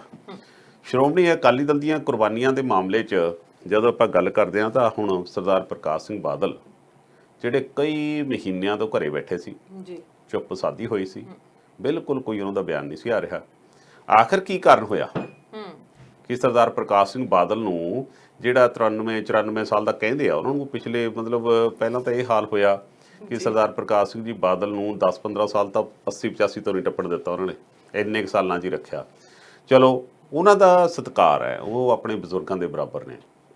ਕਈ ਵਾਰ ਤਾਂ ਇਹ ਵੀ ਗੱਲ ਹੁੰਦੀ ਆ ਅਰਸ਼ ਜੀ, ਜੇ ਸਹੀ ਦਿਲ ਦੀ ਗੱਲ ਪੁੱਛੋ, ਆਪਾਂ ਵੀ ਸਾਨੂੰ ਮਾਣ ਸਤਿਕਾਰ ਆਪਾਂ ਨੂੰ ਸਿਖਾਇਆ ਗਿਆ ਪਰਿਵਾਰਾਂ 'ਚ ਕਿ ਜਿਹੜੇ ਬਜ਼ੁਰਗ ਨੇ ਉਹਨਾਂ ਦਾ ਸਤਿਕਾਰ ਕਰਨਾ ਚਾਹੀਦਾ। ਜਦੋਂ ਸਰਦਾਰ ਪ੍ਰਕਾਸ਼ ਸਿੰਘ ਜੀ ਬਾਦਲ ਮਿਲਦੇ ਆ ਬਜ਼ੁਰਗ ਨੇ ਤਾਂ ਮਨ ਹੁੰਦਾ ਹੈ ਕਿ ਉਹਨਾਂ ਦਾ ਸਤਿਕਾਰ ਕਰੀਏ। ਪਰ ਜਦੋਂ ਪੱਤਰਕਾਰਤਾ 'ਚ ਆਪਾਂ ਨੂੰ ਪੋਲੀਟੀਕਲ ਬੰਦਿਆਂ ਦੀ ਗੱਲ ਕਰਨੀ ਪੈਂਦੀ ਹੈ, ਉਹਦੇ ਵਿੱਚ ਫਿਰ ਆਪਾਂ ਉਸ ਤਰ੍ਹਾਂ ਦੀ ਭਾਵਨਾ ਤੋਂ ਦੂਰ ਜਾ ਕੇ ਗੱਲ ਕਰਨੀ ਪੈਂਦੀ ਹੈ। ਬਿਲਕੁਲ। ਹੁਣ ਪ੍ਰਕਾਸ਼ ਸਿੰਘ ਬਾਦਲ ਜਿਹੜੀ ਜਿਹੜੀ ਸ਼੍ਰੋਮਣੀ ਸ਼੍ਰੋਮਣੀ ਅਕਾਲੀ ਦਲ ਜਿਸ ਦਾ ਐਡਾ ਵੱਡਾ ਇਤਿਹਾਸ ਰਿਹਾ ਹੋਵੇ, ਪ੍ਰਕਾਸ਼ ਸਿੰਘ ਬਾਦਲ 4-5 ਵਾਰ ਮੁੱਖ ਮੰਤਰੀ ਰਹੇ ਹੁਣ, ਤੇ ਉਹਨਾਂ ਨੇ ਉਸ ਜਿਹੜਾ ਸਾਡੇ ਸਿਧਾਂਤ ਹੈ ਦਸਮ ਪਾਤਸ਼ਾਹ ਦਾ ਸਿਧਾਂਤ ਸਾਡਾ ਇਹ ਰਿਹਾ ਸੀ ਕਿ ਪੰਥ ਬਚੇ ਤੇ ਪਰਿਵਾਰ ਬਾਹਰ ਦਿਓ। ਪਰ ਜਦੋਂ ਤੁਸੀਂ ਉਹਨਾਂ ਨੂੰ ਬਿਲਕੁਲ ਉਲਟ ਕਰਤਾ ਕਿ ਪੰਥ ਤਾਂ ਚਾਹੇ ਉਜੜ ਜੇ ਪਰ ਪਰਿਵਾਰ ਆਪਣਾ ਪ੍ਰਫੁੱਲਤ ਹੋਣਾ ਚਾਹੀਦਾ ਹੈ। ਇਹ ਸਰਦਾਰ ਪ੍ਰਕਾਸ਼ ਸਿੰਘ ਬਾਦਲ ਜਦੋਂ ਪੂਰਨ ਰੂਪ ਵਿੱਚ ਇਸ ਪਾਰਟੀ ਤੇ ਕਾਬਜ਼ ਹੋਏ, ਇਹਨਾਂ ਤੇ ਦੋਸ਼ ਲੱਗਣੇ ਸ਼ੁਰੂ ਹੋਏ। ਫਿਰ ਉਹਨਾਂ ਦਾ ਆਪਣਾ ਫਰਜ਼ੰਦ ਸਰਦਾਰ ਸੁਖਬੀਰ ਸਿੰਘ ਬਾਦਲ ਨੂੰ ਜਦੋਂ ਉਹਨਾਂ ਨੇ ਅੱਗੇ ਲਿਆਂਦਾ ਤਾਂ ਸੁਖਬੀਰ ਸਿੰਘ ਬਾਦਲ ਨੇ ਜਿਸ ਤਰੀਕੇ ਨਾਲ ਇਸ ਸ਼੍ਰੋਮਣੀ ਅਕਾਲੀ ਦਲ ਨੂੰ, ਇਸ ਸਿੱਖਾਂ ਦੀ ਪਾਰਟੀ ਨੂੰ, ਇਸ ਇਤਿਹਾਸਿਕ ਪਾਰਟੀ ਨੂੰ, ਇਸ ਕੁਰਬਾਨੀਆਂ ਭਰੀ ਪਾਰਟੀ ਨੂੰ ਜਦੋਂ ਸਿਰੋਂ ਮੁੰਨੀ ਅਕਾਲੀ ਦਲ ਬਣਾ ਦਿੱਤਾ, ਜਦੋਂ ਮੁੰਦਰਾਂ ਵਾਲੀ ਅਕਾਲੀ ਦਲ ਬਣਾ ਦਿੱਤਾ, ਜਦੋਂ ਇਹਨਾਂ ਦੇ ਨਾਲ ਜਿੰਨਾ ਵੀ ਜੁੜਿਆ ਤਾਂ ਉਹਨਾਂ ਦਾ ਨਸ਼ਿਆਂ ਦੇ, ਡਰੱਗਸ ਤੇ ਜਦੋਂ ਇਹ ਦੋਸ਼ ਲੱਗਣੇ ਸ਼ੁਰੂ ਹੋ ਗਏ ਕਿ ਜਿਹੜੀ ਤੱਕੜੀ 13-13 ਤੋਲਦੀ ਸੀ ਬਾਬੇ ਨਾਨਕ ਵਾਲੀ, ਜਦੋਂ ਇਹਨਾਂ ਦੇ ਹੱਥ 'ਚ ਆ ਗਈ ਤਾਂ ਉਹ ਕਦੇ ਫੀਮ, ਕਦੇ ਸਮੈਕ, ਕਦੇ ਕੁਛ ਤੋਲਣ ਲੱਗੀ। ਉਹਨਾਂ ਹਾਲਾਤਾਂ ਦੇ ਵਿੱਚ ਹੌਲੀ ਹੌਲੀ ਫਿਰ ਦਿਨ ਪ੍ਰਤੀ ਦਿਨ ਮੁੰਡਿਆਂ ਦੀ ਪਕੜ ਬਣਦੀ ਗਈ, ਬਜ਼ੁਰਗਾਂ ਦੀ ਘਟਦੀ ਗਈ। ਸਰਦਾਰ ਪ੍ਰਕਾਸ਼ ਸਿੰਘ ਬਾਦਲ ਪਿੱਛੇ ਹਟ ਗਏ। ਫਿਰ ਹਾਲਾਤ ਇਹ ਹੋ ਗਏ, ਬਾਦਲ ਸਾਹਿਬ ਕਿਹਾ ਕਰਦੇ ਸਟੇਜ ਤੇ, ਕਹਿੰਦੇ ਵੀ ਸੁਖਬੀਰ ਸਿੰਘ ਬਾਦਲ ਵਰਗਾ ਮੁੰਡਾ ਸਾਡਾ ਬੜਾ ਸਿਆਣਾ ਸਾਡਾ ਨਿਕਲਿਆ, ਤੇ ਕਹਿੰਦਾ ਇਹਦੇ ਵਰਗਾ ਕੋਈ ਨਹੀਂ, ਉਹ ਬਾਕੀ ਉਹਦੇ ਵਰਗਾ ਕੋਈ ਨਹੀਂ। ਜਿਸ ਤਰੀਕੇ ਨਾਲ ਉਹਨਾਂ ਨੇ ਪਾਰਟੀ ਨੂੰ ਚਲਾਇਆ, ਉਸ ਵੇਲੇ ਤਾਂ ਲੱਗਦਾ ਸੀ ਵੀ ਕਿਆ ਬਾਤ ਹੈ ਜੀ, ਪਰ 14 ਸੀਟਾਂ ਤੇ ਲੈ ਕੇ ਵੀ ਸਰਦਾਰ ਸੁਖਬੀਰ ਸਿੰਘ ਬਾਦਲ ਨਹੀਂ ਰੱਖਿਆ। ਜੀ ਬਿਲਕੁਲ। ਹੁਣ ਬਾਦਲ ਸਾਹਿਬ ਨੂੰ ਹਾਲਾਤ ਇਹ ਹੋ ਗਏ ਕਿ ਜਦੋਂ ਇਹਨਾਂ ਦਿਨਾਂ 'ਚ ਜਿਉਂ-ਜਿਉਂ ਤਾਂ 2022 ਦੀਆਂ ਚੋਣਾਂ ਨੇੜੇ ਆਉਣੀਆਂ ਸੀ, ਸ਼੍ਰੋਮਣੀ ਅਕਾਲੀ ਦਲ ਦਾ ਫਰਜ਼ ਬਣਦਾ ਸੀ ਕਿ ਉੱਠਦਾ, ਉਹਨਾਂ ਨੂੰ ਪਾਵਰ ਮਿਲਦੀ, ਅੱਗੇ ਲੋਕਾਂ 'ਚ ਜਾਂਦੇ। ਪਰ ਜਿਸ ਤਰੀਕੇ ਨਾਲ ਉਹਨਾਂ ਦੇ ਕੰਮ ਹੋ ਰਹੇ ਨੇ, ਕੰਮਕਾਜ ਕੀਤੇ ਜਾ ਰਹੇ ਨੇ, ਜਾਂ ਸ਼੍ਰੋਮਣੀ ਅਕਾਲੀ ਦਲ ਜਾਂ ਬਾਦਲ ਪਰਿਵਾਰ ਦੀ ਮਜਬੂਰੀ ਬਣ ਗਈ ਹੈ ਕਿ ਉਹਨਾਂ ਨੂੰ ਉਹ ਕੰਨ ਤੋਂ ਫੜ ਕੇ ਜਿਹੜੇ ਬੀਜੇਪੀ ਵਾਲੇ ਫੈਸਲੇ ਦਵਾ ਰਹੇ ਨੇ, ਉਸ ਦੇ ਨਾਲ ਉਹਨਾਂ ਦਾ ਗ੍ਰਾਫ ਲਗਾਤਾਰ ਡਿੱਗ ਰਿਹਾ ਹੈ।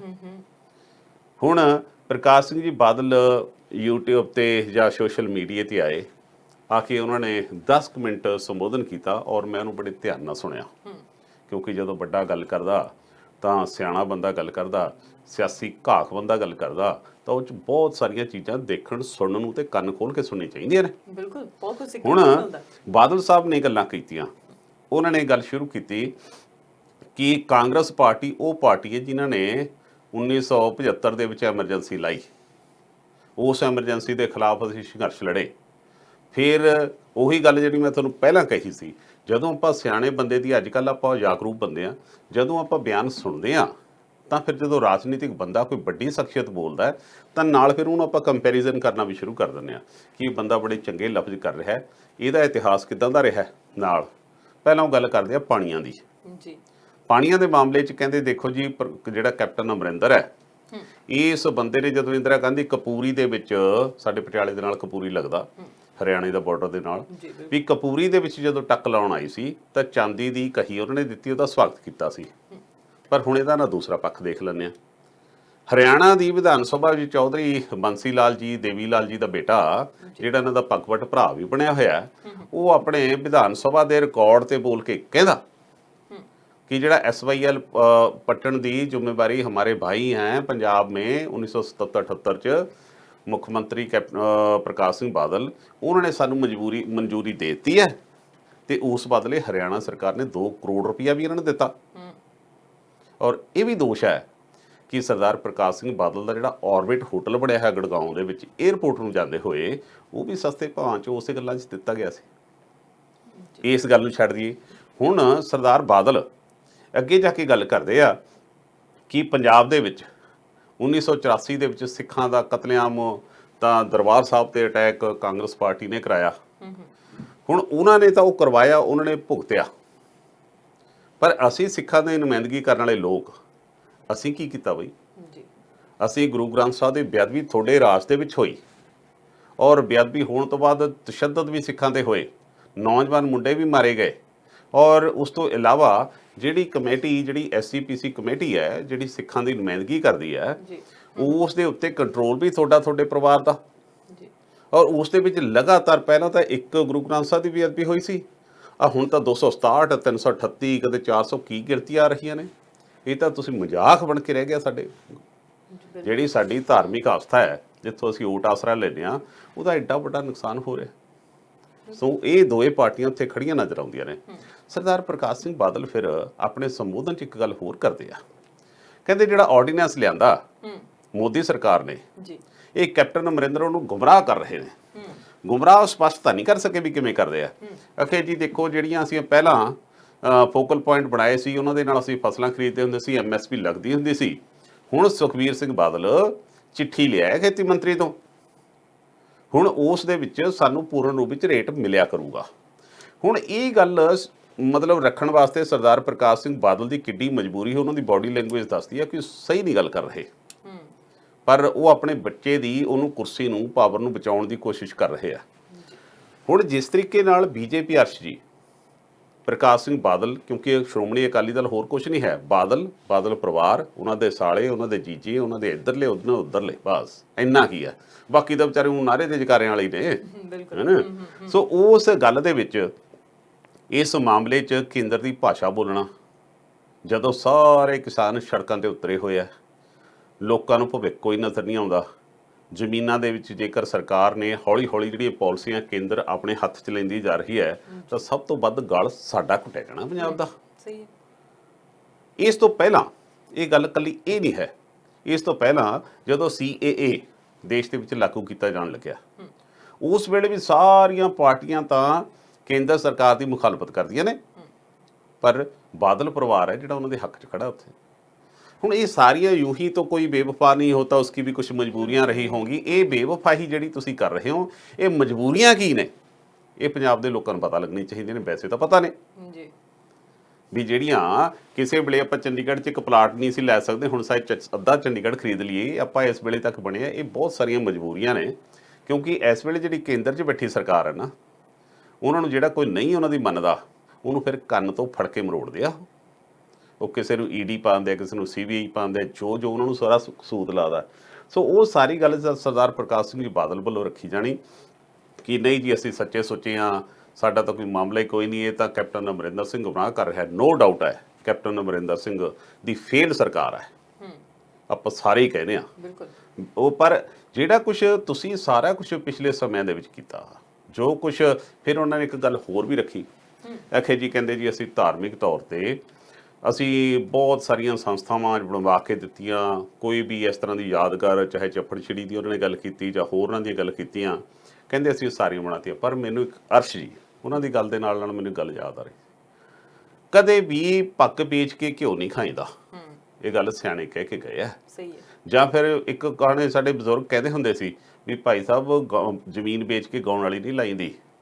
ਤੁਹਾਡਾ ਜਿਹੜਾ ਪੰਜਾਬ ਹੈ, ਪੰਜਾਬ ਤੁਹਾਡਾ ਕਰਜ਼ਾਈ ਹੈ, ਕਰਜ਼ਾ ਤੁਹਾਡੇ ਸਿਰ 2.5 ਲੱਖ ਕਰੋੜ ਰੁਪਇਆ ਹੋਇਆ ਪਿਆ, ਤਨਖਾਹਾਂ ਤੋਂ ਦੇ ਨਹੀਂ ਹੋ ਰਹੀਆਂ, ਕਰਜ਼ੇ ਦੀਆਂ ਕਿਸ਼ਤਾਂ ਮੋੜਨ ਵਾਸਤੇ ਕਰਜ਼ਾ ਚੱਕਣਾ ਪੈ ਰਿਹਾ ਹੈ। ਪਰ ਤੁਸੀਂ ਕਹਿ ਰਹੇ ਹੋ ਕਿ ਹਾਂਜੀ ਅਸੀਂ ਫਲਾਣੀਆਂ ਜੀ ਯਾਤਰਾਵਾਂ ਵਾਸਤੇ ਚਲਾਤੀਆਂ। ਲੋਕਾਂ ਨੇ ਧਾਰਮਿਕ ਥੰਮ ਤੇ ਜਾਣਾ, ਇਹ ਸਿਰਫ ਤੇ ਸਿਰਫ ਲੋਕਾਂ ਦੀਆਂ ਧਾਰਮਿਕ ਭਾਵਨਾਵਾਂ ਨੂੰ ਸਿਰਫ ਬਹਾ 'ਚ ਪਾ ਕੇ ਜਿਹੜਾ ਨੌਜਵਾਨ ਵਰਗ ਹੈ, ਜਿਹੜਾ 18 ਸਾਲ ਤੋਂ 35 ਸਾਲ ਤੱਕ ਦਾ ਵੱਡੀ ਗਿਣਤੀ ਸਾਡੇ ਮੁਲਕ ਦੇ ਵਿੱਚ ਰਹਿੰਦਾ ਹੈ, ਉਹਨਾਂ ਵਾਸਤੇ ਆਪਾਂ ਕੀ ਕੀਤਾ ਬਈ? ਉਹਨਾਂ ਵਾਸਤੇ ਤਾਂ ਕੁਝ ਨਹੀਂ ਕੀਤਾ। ਜੇਕਰ ਤੁਸੀਂ ਆਪਣਾ ਘਰ ਦਾ ਖਰਚਾ ਚਲਾਉਣ ਵਾਸਤੇ ਤੁਹਾਨੂੰ ਲੋਨ ਲੈਣਾ ਪੈ ਜੇ, ਉਹ ਕੋਈ ਗੱਲ ਨਹੀਂ ਹੁੰਦੀ। ਪਰ ਜੇਕਰ ਕਹੋ ਮੈਨੂੰ ਫੈਸ਼ਨ ਚਲਾਉਣਾ ਜੀ, ਮੈਂ ਪੈਂਟਾਂ ਪਾਉਣੀਆਂ ਨੇ, ਉਹਦੇ ਵਾਸਤੇ ਲੋਨ ਲਵਾਂ, ਇਹ ਕੋਈ ਤੁਕ ਨਹੀਂ ਬਣਦੀ।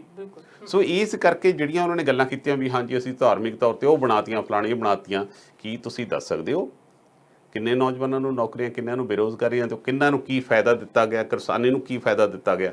ਇਹ ਸਾਰੀਆਂ ਚੀਜ਼ਾਂ 'ਚ ਚਾਹੇ ਸਰਦਾਰ ਪ੍ਰਕਾਸ਼ ਸਿੰਘ ਬਾਦਲ ਦੀ ਆਪਾਂ ਗੱਲ ਕਰ ਰਹੇ ਹਾਂ, ਚਾਹੇ ਕੈਪਟਨ ਅਮਰਿੰਦਰ ਦੀ ਗੱਲ ਕਰ ਰਹੇ ਹਾਂ, ਚਾਹੇ ਕੇਂਦਰ ਦੇ ਵਿੱਚ ਬੈਠੀ ਜਿਹੜੀ ਸਰਕਾਰ ਹੈ ਉਹਦੀ ਗੱਲ ਕਰ ਰਹੇ ਹਾਂ, ਪੂਰਨ ਰੂਪ ਵਿੱਚ ਸਾਡੇ ਦੇਸ਼ ਦੇ ਵਿੱਚ ਬੁਰਾ ਹਾਲ ਹੈ।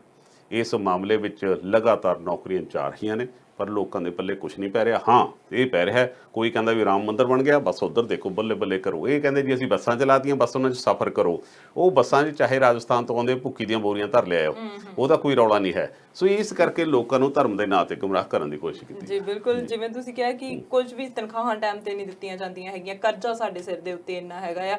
ਹੁਣ ਮੈਨੂੰ ਇਸ ਗੱਲ ਦੇ ਉੱਤੇ ਭਗਵੰਤ ਮਾਨ ਦੀ ਗੱਲ ਜਿਹੜੀ ਯਾਦ ਆਉਂਦੀ ਹੈਗੀ ਹੈ। ਬਹੁਤ ਵਾਰ ਅਸੀਂ ਦੇਖਦੇ ਹੁੰਦੇ ਆ ਜਦੋਂ ਉਹਨਾਂ ਦੀ ਇੰਟਰਵਿਊ ਹੁੰਦੀ ਹੈ, ਬਹੁਤ ਹਾਸੇ ਵਾਲੀਆਂ ਚੀਜ਼ਾਂ ਉਹ ਕਹਿ ਜਾਂਦੇ ਨੇ, ਕਿਉਂਕਿ ਉਹਨਾਂ ਦੀ ਆਦਤ ਹੈ, ਉਹਨਾਂ ਦਾ ਪ੍ਰੋਫੈਸ਼ਨ ਰਿਹਾ ਹੈਗਾ ਆ ਪਹਿਲਾਂ, ਤੇ ਹੁਣ ਉਹ ਸਿਆਸਤ ਦੇ ਵਿੱਚ ਹੈਗੇ ਨੇ। ਉਹ ਕਹਿੰਦੇ ਜਦੋਂ ਖਜ਼ਾਨੇ ਦੀ ਗੱਲ ਆਉਂਦੀ ਹੈ, ਜਿਹੜੀ ਵੀ ਸਰਕਾਰ ਆਉਂਦੀ ਕਹਿ ਦਿੰਦੇ ਜੀ ਖਜ਼ਾਨਾ ਖਾਲੀ ਹੈ। ਕਾਂਗਰਸੀ ਆਉਂਦੇ ਆ ਕਹਿੰਦੇ ਖਜ਼ਾਨਾ ਖਾਲੀ ਹੈ, ਅਕਾਲੀ ਦਲ ਆਉਂਦਾ ਕਹਿੰਦੇ ਖਜ਼ਾਨਾ ਖਾਲੀ ਹੈ। ਕਹਿੰਦੇ ਫਿਰ ਖਜ਼ਾਨਾ ਕਾਹਦਾ ਹੋਇਆ, ਪੀਪਾ ਕਹੋ ਨਾ ਜੀ। ਸੋ ਇਦਾਂ ਦੀਆਂ ਚੀਜ਼ਾਂ ਜਿਹੜੀਆਂ ਨੇ ਉਹ ਕੁਐਸਚਨ ਬਹੁਤ ਸਾਰੇ ਖੜੇ ਕਰਦੀਆਂ ਨੇ ਕਿ ਸਰਕਾਰਾਂ ਕਰ ਕੀ ਰਹੀਆਂ ਨੇ। ਹੁਣ ਜੇ ਸ਼੍ਰੋਮਣੀ ਅਕਾਲੀ ਦਲ ਦੇ ਨਾਲ ਨਾਲ ਅਸੀਂ ਅਕਾਲ ਤਖਤ ਸਾਹਿਬ ਦੀ ਜੇ ਗੱਲ ਕਰੀਏ, ਹੁਣ ਆਪਾਂ ਗੁਰੂ ਗ੍ਰੰਥ ਸਾਹਿਬ ਦੇ ਜਿਹੜੇ ਸਰੂਪ ਸੀਗੇ ਉਹਨਾਂ ਦੀ ਬੇਅਦਬੀ ਦੀ ਗੱਲ ਕੀਤੀ ਹੈ, ਚਰਚਾ ਕੀਤੀ ਹੈ, ਤਾਂ ਉਹ ਅਜੇ ਵੀ ਚੱਲ ਰਹੀ ਹੈਗੀ ਹੈ। 267 ਸਰੂਪਾਂ ਦਾ ਮਾਮਲਾ ਹੈਗਾ ਆ। ਤੇ ਹਾਲ ਹੀ ਦੇ ਵਿੱਚ ਹੁਣ ਜਿਹੜਾ ਨਵਾਂ ਮਾਮਲਾ ਸਾਹਮਣੇ ਆਇਆ ਹੈਗਾ ਕੈਨੇਡਾ ਦੇ ਵਿੱਚੋਂ, ਇੱਥੋਂ ਸਾਡੇ ਸਰੀ ਦੇ ਵਿੱਚੋਂ ਜਿਹੜਾ ਮਾਮਲਾ ਸਾਹਮਣੇ ਆਇਆ, ਬਲਵੰਤ ਸਿੰਘ ਪੰਧੇਰ ਤੇ ਰਿਪੂਦਮਨ ਸਿੰਘ ਮਲਕ, ਜਿਨ੍ਹਾਂ ਨੇ ਕਿ ਗ੍ਰੰਥ ਸਾਹਿਬ ਦੇ ਸਰੂਪ ਜਿਹੜੇ ਛਪਾਏ ਸੀ, ਜਿਹੜੇ ਕਿ ਜਿਨ੍ਹਾਂ ਦੀ ਗਿਣਤੀ 64 ਤੱਕ ਚਲੀ ਗਈ ਆ। ਹੁਣ ਕਿਹਾ ਗਿਆ ਕਿ ਇੰਨੇ ਜਿਹੜੇ ਸਰੂਪ ਹੈਗੇ ਆ ਉਹ ਛਪਾਏ ਗਏ ਹੈਗੇ। ਹੁਣ ਉਹ ਸਰੂਪ ਇਹ ਜਦੋਂ ਮਸ਼ੀਨਰੀ ਕਿਹਾ ਸੀ ਕਿ ਸਬਮਿਟ ਕੀਤੀ ਜਾਵੇ, ਸਾਡੇ ਇੱਥੇ ਗੁਰਦੁਆਰਾ ਸਾਹਿਬ ਹੈਗੇ ਆ ਜਿਹੜੇ, ਉਹ ਉੱਥੇ ਗੁਰੂ ਨਾਨਕ ਸਿੱਖ ਗੁਰਦੁਆਰਾ ਹੈਗਾ, ਉੱਥੇ ਤੁਸੀਂ ਉਹ ਸਬਮਿਟ ਕਰਵਾਓ, ਜਾ ਕੇ ਉੱਥੇ ਜਾ ਕੇ ਦੇ ਕੇ ਆਓ। ਤਾਂ ਉੱਥੋਂ ਦੇ ਜਿਹੜੇ ਪ੍ਰਧਾਨ ਹੈਗੇ ਆ ਉਹਨਾਂ ਨੇ ਦੱਸਿਆ ਕਿ ਮਸ਼ੀਨਰੀ ਦੇ ਨਾਲ ਨਾਲ ਇੱਕ PDF ਫਾਈਲ ਹੈਗੀ ਆ ਜਿਹੜੀ ਉਹ ਪੈਨ ਡਰਾਈਵ ਜਿਹੜੀ ਆ ਉਹਦੇ ਵਿੱਚ ਪਾਈ ਗਈ ਹੈਗੀ ਆ। ਹੁਣ ਇੱਥੇ ਵੀ ਸਵਾਲ ਖੜਾ ਹੁੰਦਾ ਹੈ ਕਿ ਇਹ ਪੈਨ ਡਰਾਈਵ ਆਈ ਕਿਵੇਂ, ਕਿੱਥੋਂ ਮਿਲਿਆ, ਕਿੱਥੋਂ PDF ਫਾਈਲ ਮਿਲੀ। ਸੋ ਉਹ ਹੁਣ ਉੱਥੋਂ ਉਹਦੀ ਬਾਰੇ ਸਾਰੀ ਤਫਸੀਲ ਦੇ ਵਿੱਚ ਇਨਫੋਰਮੇਸ਼ਨ ਦੇਣ ਦੇ ਲਈ 15 ਦਿਨਾਂ ਦੀ ਮੌਲਤ ਦਿੱਤੀ ਗਈ ਆ। ਹੁਣ ਪੂਰੀ ਜਾਣਕਾਰੀ ਕੀ ਹੈ ਤੁਸੀਂ ਜਿਹੜੀ ਹੈ ਸਾਨੂੰ ਜ਼ਰੂਰ ਦੱਸੋ। ਅਰਸ਼ੀ, ਜਦੋਂ ਆਪਾਂ ਗੱਲ ਕਰਦੇ ਹਾਂ ਗੁਰੂ ਗ੍ਰੰਥ ਸਾਹਿਬ ਦੀ, ਤਾਂ ਹਮੇਸ਼ਾ ਹੀ ਕਈ ਵਾਰ ਤਾਂ ਮਨ ਜਾਂ ਭਰਿਆ ਆਉਂਦਾ ਵੀ ਆਪਾਂ ਸਾਨੂੰ ਕਿਤੇ ਤਾਂ ਆਸਥਾ ਦੀ ਗੱਲ ਹੁੰਦੀ ਹੈ, ਕਿੱਥੇ ਸਾਨੂੰ ਨਿਰਾਸ਼ਤਾ ਦੀ ਗੱਲ ਕਰਨੀ ਪੈਂਦੀ ਹੈ, ਕੀ ਹੋ ਰਿਹਾ, ਕਾਰਨ ਕੀ ਹੈ, ਹੋਰ ਖਬਰਾਂ ਤਾਂ ਬਹੁਤ ਨੇ, ਪਰ ਇਹ ਚਰਚਾ ਦਾ ਵਿਸ਼ਾ ਇਹ ਕਿਤੇ ਨਾ ਕਿਤੇ ਅਸਿੱਧੇ ਰੂਪ 'ਚ ਨਾ ਸਿੱਖ ਧਰਮ ਦੇ ਵਿੱਚ ਚਾਹੇ ਅੰਦਰੋਂ ਚਾਹੇ ਬਾਹਰੋਂ ਇਹ ਹਮਲੇ ਦੀਆਂ ਗੱਲਾਂ ਨੇ। ਸਾਨੂੰ ਇਹ ਗੱਲ ਸਮਝ ਲੈਣੀ ਚਾਹੀਦੀ ਹੈ ਪੂਰਨ ਰੂਪ ਵਿੱਚ ਵੀ ਜੋ ਸਾਰਾ ਕੁਝ ਹੋ ਰਿਹਾ ਹੈ ਇਹ ਸਿੱਖ ਧਰਮ, ਸਿੱਖਾਂ ਦਾ ਜਿਹੜਾ ਇੱਕ ਲਹਿਜਾ ਹੈ ਜ਼ਿੰਦਗੀ ਜਿਉਣ ਦਾ, ਪ੍ਰਮਾਤਮਾ 'ਚ ਮਿਹਨਤ ਕਰਨ ਤੇ ਵੰਡ ਛਕਣ ਦਾ ਔਰ ਸਰਬਤ ਦਾ ਭਲਾ ਮੰਗਣ ਦਾ, ਇਹ ਉਹਦੇ ਤੇ ਅਟੈਕ ਹੈ। ਸਾਨੂੰ ਇਹ ਗੱਲ ਸਪਸ਼ਟ ਰੂਪ ਵਿੱਚ ਮੰਨ ਲੈਣੀ ਚਾਹੀਦੀ ਹੈ ਔਰ ਖੁਦ ਹੀ ਕੋ ਆਪਾਂ ਨੂੰ ਇੰਨਾ ਬੁਲੰਦ ਕਰਨਾ ਪੈਣਾ ਹੈ, ਤਾਂ ਆਪਾਂ ਇਹਨਾਂ ਸਾਰੀਆਂ ਚੀਜ਼ਾਂ ਤੋਂ ਬਚਾਂਗੇ। ਜਿਹੜੀ ਹੁਣ ਲੇਟੈਸਟ ਗੱਲ ਪਹਿਲਾਂ ਤਾਂ 267 ਤੋਂ 338 ਬੀਟਾਂ ਦੀ ਉੱਥੇ ਗੱਲ ਚੱਲਦੀ ਹੈ। ਹੁਣ ਸਰੀ ਦੇ ਵਿੱਚ ਜਿਹੜੇ ਇੱਥੇ ਕਾਫੀ ਕੋਈ ਨਾਮੀ ਸੰਸਥਾ ਹੈ, ਮੇਰੇ ਖਿਆਲ ਨਾਲ ਸਤਨਾਮ ਫਾਊਂਡੇਸ਼ਨ ਜਿਹੜੀ ਉਹਨਾਂ ਦੀ ਬਣਾਈ ਹੋਈ ਹੈ, ਰਿਪੂਦਮਨ ਸਿੰਘ ਮਲਿਕ ਔਰ ਰਣਜੀਤ ਸਿੰਘ ਨੇ, ਬਲਵੰਤ ਸਿੰਘ ਪੰਧੇਰ ਉਹਨਾਂ ਨੇ ਗੁਰੂ ਗ੍ਰੰਥ ਸਾਹਿਬ ਦੀ ਛਪਾਈ ਜਿਸ ਤਰੀਕੇ ਨਾਲ ਉਹਨਾਂ ਨੇ ਸ਼ੁਰੂ ਕਰ ਲਈ, ਇਹ ਸਮਝ ਤੋਂ ਬਾਹਰ ਹੋ ਗਈ ਗੱਲ। ਐਂ ਤਾਂ ਫਿਰ ਭਾਈ ਕੱਲ ਨੂੰ ਪਤਾ ਲੱਗੂ ਕਿ ਹਰਪ੍ਰੀਤ ਸਿੰਘ ਧਾਲੀਵਾਲ ਵੀ ਆਪਣੇ ਰਿਸ਼ਤੇਦਾਰਾਂ ਨੂੰ ਇੱਥੋਂ ਬਣਵਾ ਕੇ ਕੋਈ ਦੇ ਰਿਹਾ, ਜਾਂ ਫਿਰ ਆਰਸ਼ ਕਹਿੰਦੇ ਆ ਵੀ ਆਪਾਂ ਵੀ ਕਿਤੇ ਨੂੰ ਕਿਤੋਂ ਬਣਵਾ ਲਈਏ, ਹਰ ਇੱਕ ਦੇ ਕੰਪਿਊਟਰ 'ਚ ਪਈ ਹੋਊਗੀ। ਇਹ ਤੇ ਇਸ ਤੋਂ ਵੱਧ ਬੇਮਨਵਤੀ ਕੀ ਹੋ ਸਕਦੀ ਹੈ, ਕਿੰਨੀ ਛੇੜਛਾੜ ਧਾਰਮਿਕ ਗ੍ਰੰਥਾਂ ਹੋ ਸਕਦੀ ਹੈ। ਹਾਲਾਂਕਿ ਬਹੁਤ ਸਾਰੀਆਂ ਰਾਜਨੀਤਿਕ ਪਾਰਟੀਆਂ ਕੋਸ਼ਿਸ਼ ਕਰ ਰਹੀਆਂ ਨੇ ਕਿ ਸਾਡੇ ਗੁਰੂ ਗ੍ਰੰਥ ਸਾਹਿਬ ਨਾਲ ਛੇੜਛਾੜ ਜਾਂ ਸਾਡੇ ਧਰਮ ਨਾਲ ਕਰਨ ਦੀ ਕੋਸ਼ਿਸ਼ ਕੀਤੀ ਜਾਵੇ। ਹੁਣ ਇਸ ਮਾਮਲੇ ਦੇ ਵਿੱਚ ਉਹ ਸਾਰੀਆਂ ਮਸ਼ੀਨਾਂ ਵੀ ਉਹਨਾਂ ਨੇ ਵਾਪਸ ਕਰਤੀਆਂ, ਗੁਰੂ ਗ੍ਰੰਥ ਸਾਹਿਬ ਦੇ ਸਰੂਪ ਵੀ ਗੁਰਦੁਆਰਾ ਸਾਹਿਬ 'ਚ ਪਹੁੰਚਾਤੇ। ਹੁਣ ਅਕਾਲ ਤਖਤ ਦੇ ਜਥੇਦਾਰ ਨੇ ਉਹਨਾਂ ਨੂੰ ਇੱਕ ਨੋਟਿਸ ਭੇਜਿਆ ਕਿ ਜਿਹੜੀ ਪੈਨ ਡਰਾਈਵ ਹੈ, ਪੈਨ ਡਰਾਈਵ ਦੇ ਵਿੱਚ PDF ਕਾਪੀਆਂ ਬਣੀਆਂ ਹੋਈਆਂ ਨੇ, ਉਹ ਪੈਨ ਡਰਾਈਵ ਤੁਹਾਡੇ ਕੋਲ ਕਿੱਥੋਂ ਆਈ ਤੇ ਉਸ ਦਾ ਸਪਸ਼ਟੀਕਰਨ ਸਾਨੂੰ 15 ਦਿਨਾਂ ਦੇ ਵਿੱਚ ਦਿੱਤਾ ਜਾਵੇ। ਹੁਣ ਉਹ ਪੈਨ ਡਰਾਈਵ ਅੱਜ ਕੱਲ੍ਹ ਤੁਹਾਨੂੰ ਪਤਾ ਕਿ ਡਿਜੀਟਲ ਯੁੱਗ ਹੈ, ਉਸ ਪੈਨ ਡਰਾਈਵ ਦੇ ਵਿੱਚ ਸਾਰਾ ਗੁਰੂ ਗ੍ਰੰਥ ਸਾਹਿਬ ਦਾ ਹੋਊਗਾ ਤੇ ਉਸ ਕਰਕੇ ਕੰਪਿਊਟਰੀਕਰਨ ਕਰਕੇ ਉਹਨੂੰ ਛਾਪਵਾ ਲਿਆ ਗਿਆ ਉਹਨੂੰ ਸਾਰਾ। ਪਰ ਜਿਹੜੀ ਇੱਕੋ ਇੱਕ ਥਾਂ ਹੈ, ਪੈਨ ਡਰਾਈਵ ਉੱਥੇ ਹੈ, ਉੱਥੋਂ ਦਾ ਡਾਟਾ ਹੈ, ਉੱਥੋਂ ਡਾਟਾ ਕਿਹਨੇ ਚੋਰ ਕੀਤਾ, ਕਿਹਨੇ ਚੋਰੀ ਕੀਤੀ। ਸਭ ਤੋਂ ਵੱਡੀ ਗੱਲ ਤਾਂ ਇਹ ਹੈ ਕਿ ਜਿਹੜੇ ਵਿੱਚ ਬੈਠ ਕੇ ਸਾਡੀਆਂ ਦਾੜੀਆਂ ਪੱਟ ਰਹੇ ਨੇ, ਜਿਹੜੇ ਵਿੱਚ ਬੈਠ ਕੇ ਗੁਰੂ ਗ੍ਰੰਥ ਸਾਹਿਬ ਦਾ ਖਾ ਕੇ, ਗੁਰੂ ਘਰ ਦਾ ਖਾ ਕੇ ਜਿਹੜੇ ਉਹਦੀ ਬੇਮਨਵਤੀ ਕਰ ਰਹੇ, ਉਹ ਫੜਨ ਵਾਲੀਆਂ ਚਿੜੀਆਂ ਕਾਲੀਆਂ ਭੇਡਾਂ ਫੜਨ ਦੀ ਲੋੜ ਹੈ। ਹੁਣ ਉਹਨਾਂ ਨੇ ਕਿਹਾ ਕਿ ਹਾਂ ਪਤਾ ਕਰੋ ਤੇ ਸਾਨੂੰ ਪਤਾ ਲੱਗੇ ਵੀ ਆਈਆਂ ਤੁਹਾਡੇ ਕੋਲ ਕਿੱਥੋਂ। ਹੁਣ ਇੱਥੇ ਦੇ ਮੀਡੀਆ 'ਚ ਤਾਂ ਇਹ ਵੀ ਗੱਲਾਂ ਚੱਲਦੀਆਂ ਨੇ ਕਿ ਇੱਕ ਪ੍ਰਿੰਸੀਪਲ ਸੈਕਟਰੀ ਤੇ ਇੱਕ ਹੋਰ ਰਾਜਨੀਤਿਕ, ਉਹ ਕਹਿੰਦੇ ਵੀ ਇਹਨਾਂ ਕੋਲ ਕਾਫੀ ਗੇੜੇ ਗੂੜੇ ਮਾਰਦੇ ਆ ਉੱਥੋਂ, ਜਿਨ੍ਹਾਂ ਦਾ SCPC 'ਚ ਇਸ ਵੇਲੇ ਖਾਸੇ ਵੱਡੇ ਰੁਤਬੇ ਤੇ ਹੈ। ਫਿਰ ਬਜਾਏ ਇਹਨਾਂ ਨੂੰ ਲੈਟਰ ਲਿਖਣ ਦੇ ਕਿਉਂ ਨਾ ਪਹਿਲਾਂ ਅਕਾਲ ਤਖਤ ਦਾ ਜਥੇਦਾਰ ਜਾਂ SCPC ਉਹਨਾਂ ਨੂੰ ਫੜੇ ਵੀ ਤੁਸੀਂ ਦੱਸੋ ਬਈ ਤੁਸੀਂ ਉੱਥੇ ਜਾਂਦੇ ਸੀ, ਪੈਨ ਡਰਾਈਵ ਤੁਸੀਂ ਤਾਂ ਨਹੀਂ ਫੜਾ ਕੇ ਆਏ। ਸੋ ਜਦੋਂ ਇਹ ਸਾਰਾ ਵਿੱਚ ਇਹ ਸਾਰੀਆਂ ਜਿਹੜੀਆਂ ਚੀਜ਼ਾਂ ਨੇ, ਇਸ ਤੋਂ ਵੱਧ ਅਸੀਂ ਦੂਸਰਿਆਂ ਨੂੰ ਤਾਂ ਕਹਿ ਸਕਦੇ ਹਾਂ ਕਿ ਹਾਂਜੀ ਸਾਡੇ ਇਹ ਬੇਮਨਵਤੀ ਦੇ ਵਿੱਚ ਸ਼ਾਮਲ ਨੇ, ਪਰ ਜਿਹੜੇ ਤੁਹਾਡੇ ਵਿੱਚ ਬੈਠੇ ਲੋਕ ਸ਼ਾਮਲ ਨੇ, ਜਿਹੜੇ ਇਸ ਤਰੀਕੇ ਨਾਲ ਇਹਨਾਂ ਸਾਜ਼ਿਸ਼ਾਂ ਦੇ ਵਿੱਚ ਸ਼ਾਮਲ ਨੇ, ਉਹਨਾਂ ਦੇ ਖਿਲਾਫ ਸਖਤ ਕਾਰਵਾਈ ਪਹਿਲਾਂ ਹੋਣੀ ਚਾਹੀਦੀ ਹੈ ਤਾਂ ਜੋ ਇੱਕ ਸੰਦੇਸ਼ ਜਾਵੇ, ਕੱਲ੍ਹ ਨੂੰ ਕੋਈ ਹੋਰ ਹਿੰਮਤ ਨਾ ਕਰ ਸਕੇ ਇਸ ਤਰ੍ਹਾਂ ਦੇ ਕੰਮ ਕਰਨ ਦੀ। ਹੁਣ 15 ਦਿਨ ਉਹਨੇ ਦਿੱਤੇ ਹੈ, 15 ਦਿਨਾਂ ਦੇ ਵਿੱਚ ਉਹ ਕੀ ਜਵਾਬ ਦਿੰਦੇ ਆ ਇਹ ਦੇਖਣ ਵਾਲੀ ਗੱਲ ਹੋਊਗੀ। ਪਰ ਕੁੱਲ ਮਿਲਾ ਕੇ ਜੇਕਰ ਆਪਾਂ ਦੇਖਦੇ ਹਾਂ ਇਸ ਮਾਮਲੇ ਵਿੱਚ, ਜਿਵੇਂ ਮੈਂ ਤੁਹਾਨੂੰ ਸਟਾਰਟਿੰਗ ਚਰਚ 'ਚ ਕਿਹਾ ਸੀਗਾ ਕਿ ਸਾਨੂੰ ਸੁਚੇਤ ਆਪਣੇ ਆਪ ਹੋਣਾ ਪੈਣਾ। ਜੇਕਰ ਅਸੀਂ ਇਹਨਾਂ ਦੇ ਆਸਾਂ ਤੇ ਰਹਿ ਗਏ, ਜਿਹੜੇ ਲੋਕਾਂ ਤੋਂ ਅਸੀਂ ਆਸਾਂ ਲਾਈ ਬੈਠੇ ਹਾਂ, ਇਹਨਾਂ ਨੇ ਸਾਨੂੰ ਬਾਰ-ਬਾਰ ਨਿਰਾਸ਼ ਕੀਤਾ ਔਰ ਆਪਾਂ ਇਹ ਆਸ ਨਹੀਂ ਰੱਖ ਸਕਦੇ ਕਿ ਇਹ ਅੱਗੇ ਵੀ ਸਾਨੂੰ ਕੋਈ ਫਾਇਦਾ ਕਰਨਗੇ। ਸੋ ਇਸ ਕਰਕੇ ਖੁਦ ਹੀ ਕੋ ਕਰ ਬੁਲੰਦ ਇਤਨਾ ਕਿ ਹਰ ਤਹਿਰੀਰ ਸੇ ਪਹਿਲੇ ਖੁਦਾ ਬੰਦੇ ਕੋ ਖੁਦ ਪੁੱਛੇ। ਇਹ ਸਾਨੂੰ ਆਪਣੇ ਆਪ ਨੂੰ ਆਪਣੇ ਮਜ਼ਬੂਤ ਕਰਨਾ ਪਊਗਾ। ਸਿੱਖਾਂ ਨੂੰ ਆਪਣਾ ਦਾਨ ਪਾਤਰ ਵਾਲਾ ਕਰੈਕਟਰ ਤਾਂ ਸਾਡਾ ਠੀਕ ਹੈ, ਇਹ ਪਿਛਲੱਗੂ ਕਰੈਕਟਰ ਛੱਡ ਕੇ ਆਪਣੇ ਆਪ ਸਾਨੂੰ ਇਹਨਾਂ ਸਾਰੀਆਂ ਚੀਜ਼ਾਂ 'ਚ ਅੱਗੇ ਆਉਣਾ ਪਊਗਾ। ਨਹੀਂ ਜਿਹੜਿਆਂ ਨੂੰ ਵੀ ਆਪਾਂ ਮੁੰਝ ਫੜਾਉਂਦੇ ਹਾਂ, ਜਿਹੜਿਆਂ ਨੂੰ ਆਪਣੀ ਇੱਜ਼ਤ ਫੜਾਉਂਦੇ ਹਾਂ, ਹਮੇਸ਼ਾ ਸਾਨੂੰ ਵੇਚਿਆ, ਉਹ ਚਾਹੇ ਕਿਟਾਂ ਦੇ ਵਿੱਚ ਹੋਣ, ਕੁੜਤੇ ਪਜਾਮੇ ਦੇ ਨੀਲੀਆਂ ਪੱਗਾਂ ਵਾਲੇ ਹੋਣ ਜਾਂ ਫਿਰ ਬਿਲਕੁਲ ਚਿੱਟੇ ਕੱਪੜਿਆਂ ਵਾਲੇ ਹੋਣ, ਜਿੰਨੇ ਵੀ ਨੇ ਇਹ ਸਾਰੇ ਦੇ ਸਾਰੇ ਸਾਨੂੰ ਕੋਈ ਬਹੁਤੇ ਚੰਗੇ ਅੱਜ ਤੱਕ ਮਿਲੇ ਨਹੀਂ ਹਨ। ਬਿਲਕੁਲ ਧਰਮ ਦੇ ਨਾਂ ਤੇ ਸਿਆਸਤ ਸਾਨੂੰ ਦੇਖਣ ਨੂੰ ਮਿਲ ਰਹੀ ਹੈਗੀ ਹੈ। ਹੁਣ ਇਸੇ ਮਾਮਲੇ ਦੇ ਵਿੱਚ ਜਿਹੜੇ ਪਹਿਲਾਂ ਗੁਰੂ ਗ੍ਰੰਥ ਸਾਹਿਬ ਦੀ ਛਪਾਈ ਹੋ ਚੁੱਕੀ ਹੈ, ਉਹ ਗੁਰੂ ਗ੍ਰੰਥ ਸਾਹਿਬ ਨੂੰ ਪੜ੍ਹਨ ਦੇ ਲਈ, ਵਿਚਾਰਨ ਦੇ ਲਈ ਮਾਹਿਰਾਂ ਨੂੰ ਕਿਹਾ ਗਿਆ ਹੈ। ਹੁਣ 6 ਮਹੀਨਿਆਂ ਦਾ ਸਮਾਂ ਹੈਗਾ ਆ, ਉਹ ਵੀ ਰਿਪੋਰਟ ਜਿਹੜੀ ਹਜੇ ਸਾਡੇ ਸਾਹਮਣੇ ਆਉਣੀ ਬਾਕੀ ਹੈਗੀ ਹੈ, ਨਾਮ ਸਾਹਮਣੇ ਆਉਣੇ ਬਾਕੀ ਹੈਗੇ ਆ ਕਿ ਕਿਹੜੇ ਕਿਹੜੇ ਲੋਕ ਇਹਦੇ ਵਿੱਚ ਸ਼ਾਮਿਲ ਹੈਗੇ ਨੇ, ਚਾਹੇ ਉਹ ਉੱਥੋਂ ਦੀ ਕਮੇਟੀ ਦੇ ਮੇਨ ਬੰਦੇ ਮੁੱਦੇ ਹੈਗੇ ਨੇ ਜਿਹੜੇ ਇਸ ਦੇ ਵਿੱਚ ਇਨਵੋਲਵ ਹੈਗੇ ਨੇ, ਚਾਹੇ ਰਿਪੂ ਦਮਨ ਸਿੰਘ ਮਲਿਕ ਤੇ ਬਲਵੰਤ ਸਿੰਘ ਪੰਧੇਰ ਹੈਗੇ ਨੇ, ਉਹਨਾਂ ਨੂੰ ਵੀ ਜਿਹੜੇ ਸਪਸ਼ਟੀਕਰਨ ਦੇਣ ਦੀ ਲੋੜ ਹੈਗੀ ਹੈ। ਸੋ ਬਹੁਤ ਸਾਰੀਆਂ ਚੀਜ਼ਾਂ ਨੇ ਜਿਹੜੀਆਂ ਆਉਣ ਵਾਲੇ ਸਮੇਂ 'ਚ ਸ਼ਾਇਦ ਸਾਡੇ ਸਾਹਮਣੇ ਆ ਸਕਦੀਆਂ ਨੇ, ਕਿਉਂਕਿ ਜੇ ਅਕਾਲ ਤਖਤ ਸਹੀ ਤਰੀਕੇ ਦੇ ਨਾਲ ਜਿਹੜੀ ਇਹਦੀ ਜਾਂਚ ਹੈ ਕਰਵਾਵੇਗਾ। ਇਹ ਨਹੀਂ ਕਿ ਜਿਹੜੇ 267 ਸਰੂਪਾਂ ਦੇ ਮਾਮਲੇ ਦੇ ਵਾਂਗੂ ਇਹ ਵੀ ਮਾਮਲਾ ਜਿਹੜਾ ਨਾਲੋਂ ਨਾਲ ਇਦਾਂ ਹੀ ਚੱਲਦਾ ਰਹੂਗਾ ਤੇ ਉਹਦਾ ਨਤੀਜਾ ਕਦੇ ਵੀ ਨਹੀਂ ਆਊਗਾ। ਅਕਾਲ ਤਖਤ ਤੋਂ ਆਪਾਂ ਸਾਡਾ ਕਿਉਂਕਿ ਗੱਲ ਇਹ ਹੁੰਦੀ ਹੈ ਜੀ ਕਿ ਜਿਹੜੀ ਸਾਡੀ ਅਕਾਲ ਤਖਤ ਮਹਾਨ ਹੈ, ਸਾਡੇ 6ਵੇਂ ਪਾਤਸ਼ਾਹ ਨੇ ਜਦੋਂ ਮੀਰੀ ਪੀਰੀ ਦੀਆਂ ਕਿਰਪਾਨਾਂ ਪਾਈਆਂ ਤਾਂ ਤਖਤ ਤੇ ਧਰਮ ਦੋ ਇਕੱਠੇ ਚਲਾਉਣ ਦੀ ਗੱਲ ਕੀਤੀ। ਸਾਰੇ ਦੇਸ਼ਾਂ ਦੇ ਵਿੱਚ ਜੇਕਰ ਦੁਨੀਆ 'ਚ ਆਪਾਂ ਦੇਖਦੇ ਹਾਂ ਤਾਂ ਲੱਗਦਾ ਕਿ ਜਿਹੜੇ ਧਰਮ ਨੇ ਨਾ ਉਹ ਰਾਜਨੀਤੀ ਨੂੰ ਕੰਟਰੋਲ ਕਰਦੇ ਆ, ਉੱਪਰੋਂ ਉਹਨਾਂ ਦੀ ਛਤਰ ਛਾਇਆ ਹੁੰਦੀ ਹੈ। ਸਾਡੇ ਤਖਤ ਤੇ ਪਹਿਲੀ ਵਾਰੀ ਹੋ ਰਿਹਾ ਹੈ ਕਿ ਤਖਤ ਨੂੰ ਧਰਮ ਨੂੰ ਇੱਕ ਰਾਜਨੀਤਿਕ ਚਲਾ ਰਿਹਾ, ਆਪਣੇ ਕੰਟਰੋਲ ਨਾਲ ਚਲਾ ਰਿਹਾ। ਤੇ ਰਾਜਨੀਤੀ ਕਦੇ ਸਾਫ਼ ਸੁਥਰੀ ਨਹੀਂ ਹੁੰਦੀ। ਰਾਜਨੀਤੀ ਮੌਕਾ ਪ੍ਰਸਤੀ ਦੀ ਹੁੰਦੀ ਹੈ, ਮਕਾਰਾਂ ਦੀ ਹੁੰਦੀ ਹੈ, ਲਾਸ਼ਾਂ ਤੇ ਸਿਆਸਤ ਕਰਨ ਦੀ ਹੁੰਦੀ ਹੈ। ਸੋ ਫਿਰ ਉਹ ਧਰਮ ਦਾ ਕੀ ਹਾਲ ਕਰਨਗੇ ਤੁਸੀਂ ਆਪਣੇ ਆਪ ਅੰਦਾਜ਼ਾ ਲਾਓ।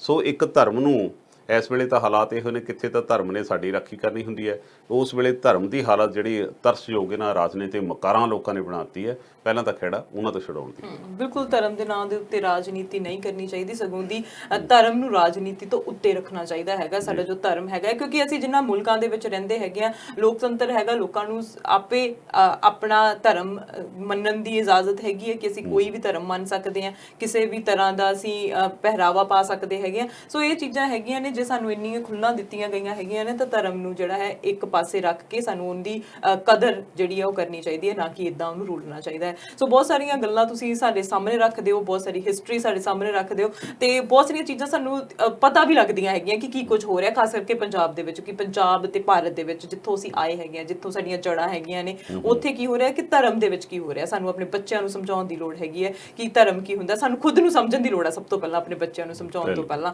ਜੇ ਸਾਨੂੰ ਪਤਾ ਹੋਊਗਾ ਤਾਂ ਹੀ ਅਸੀਂ ਅੱਗੇ ਬੱਚਿਆਂ ਤੱਕ ਜਿਹੜੀ ਇਨਫੋਰਮੇਸ਼ਨ ਆ ਪਹੁੰਚਾ ਸਕਾਂਗੇ। ਫਿਲਹਾਲ ਅੱਜ ਦੇ ਪ੍ਰੋਗਰਾਮ ਨੂੰ ਇੱਥੇ ਸਮਾਪਤ ਕਰਦੇ ਹਾਂ। ਅਗਲੀ ਵਾਰ ਫਿਰ ਹੋਰ ਖਬਰਾਂ ਦੇ ਨਾਲ ਵਾਪਸ ਆਵਾਂਗੇ ਤੇ ਤੁਹਾਡਾ ਸਟੂਡੀਓ ਦੇ ਵਿੱਚ ਆਉਣ ਦਾ ਬਹੁਤ ਬਹੁਤ ਧੰਨਵਾਦ ਜੀ। ਸ਼ੁਕਰੀਆ ਅਰਸ਼ੀਦ, ਧੰਨਵਾਦ। ਬਿਲਕੁਲ ਸਟ੍ਰੇਟ ਟਾਕ ਸਿੱਧੀ ਗੱਲ ਪ੍ਰੋਗਰਾਮ ਦੇ ਵਿੱਚ ਅੱਜ ਬਹੁਤ ਸਾਰੇ ਮੁੱਦਿਆਂ ਦੇ ਬਾਰੇ ਗੱਲਬਾਤ ਹੋਈ ਤੇ ਅਗਲੇ ਐਪੀਸੋਡ ਦੇ ਵਿੱਚ ਕੋਸ਼ਿਸ਼ ਕਰਾਂਗੇ ਤੁਹਾਡੇ ਤੱਕ ਜਿਹੜੀ ਤਾਜ਼ਾ ਇਨਫੋਰਮੇਸ਼ਨ ਹੈ, ਕਰੰਟ ਅਫੇਅਰਸ ਹੈਗੇ ਆ, ਉਹਨਾਂ ਦੇ ਬਾਰੇ ਇਨਫੋਰਮੇਸ਼ਨ ਤੁਹਾਡੇ ਤੱਕ ਪਹੁੰਚਾਈ ਜਾਵੇ। ਦੇਸ਼ ਵਿਦੇਸ਼ ਦੀਆਂ ਜਿਹੜੀਆਂ ਤਾਜ਼ਾ ਖਬਰਾਂ ਨੇ ਉਹ ਤੁਹਾਡੇ ਤੱਕ ਪਹੁੰਚਾਉਂਦੇ ਰਵਾਂਗੇ। ਫਿਲਹਾਲ ਦੇਖਦੇ ਰਹੋ ਸਾਂਝਾ ਟੀਵੀ। ਮੈਨੂੰ ਦਿਓ ਇਜਾਜ਼ਤ। ਸਤਿ ਸ਼੍ਰੀ ਅਕਾਲ।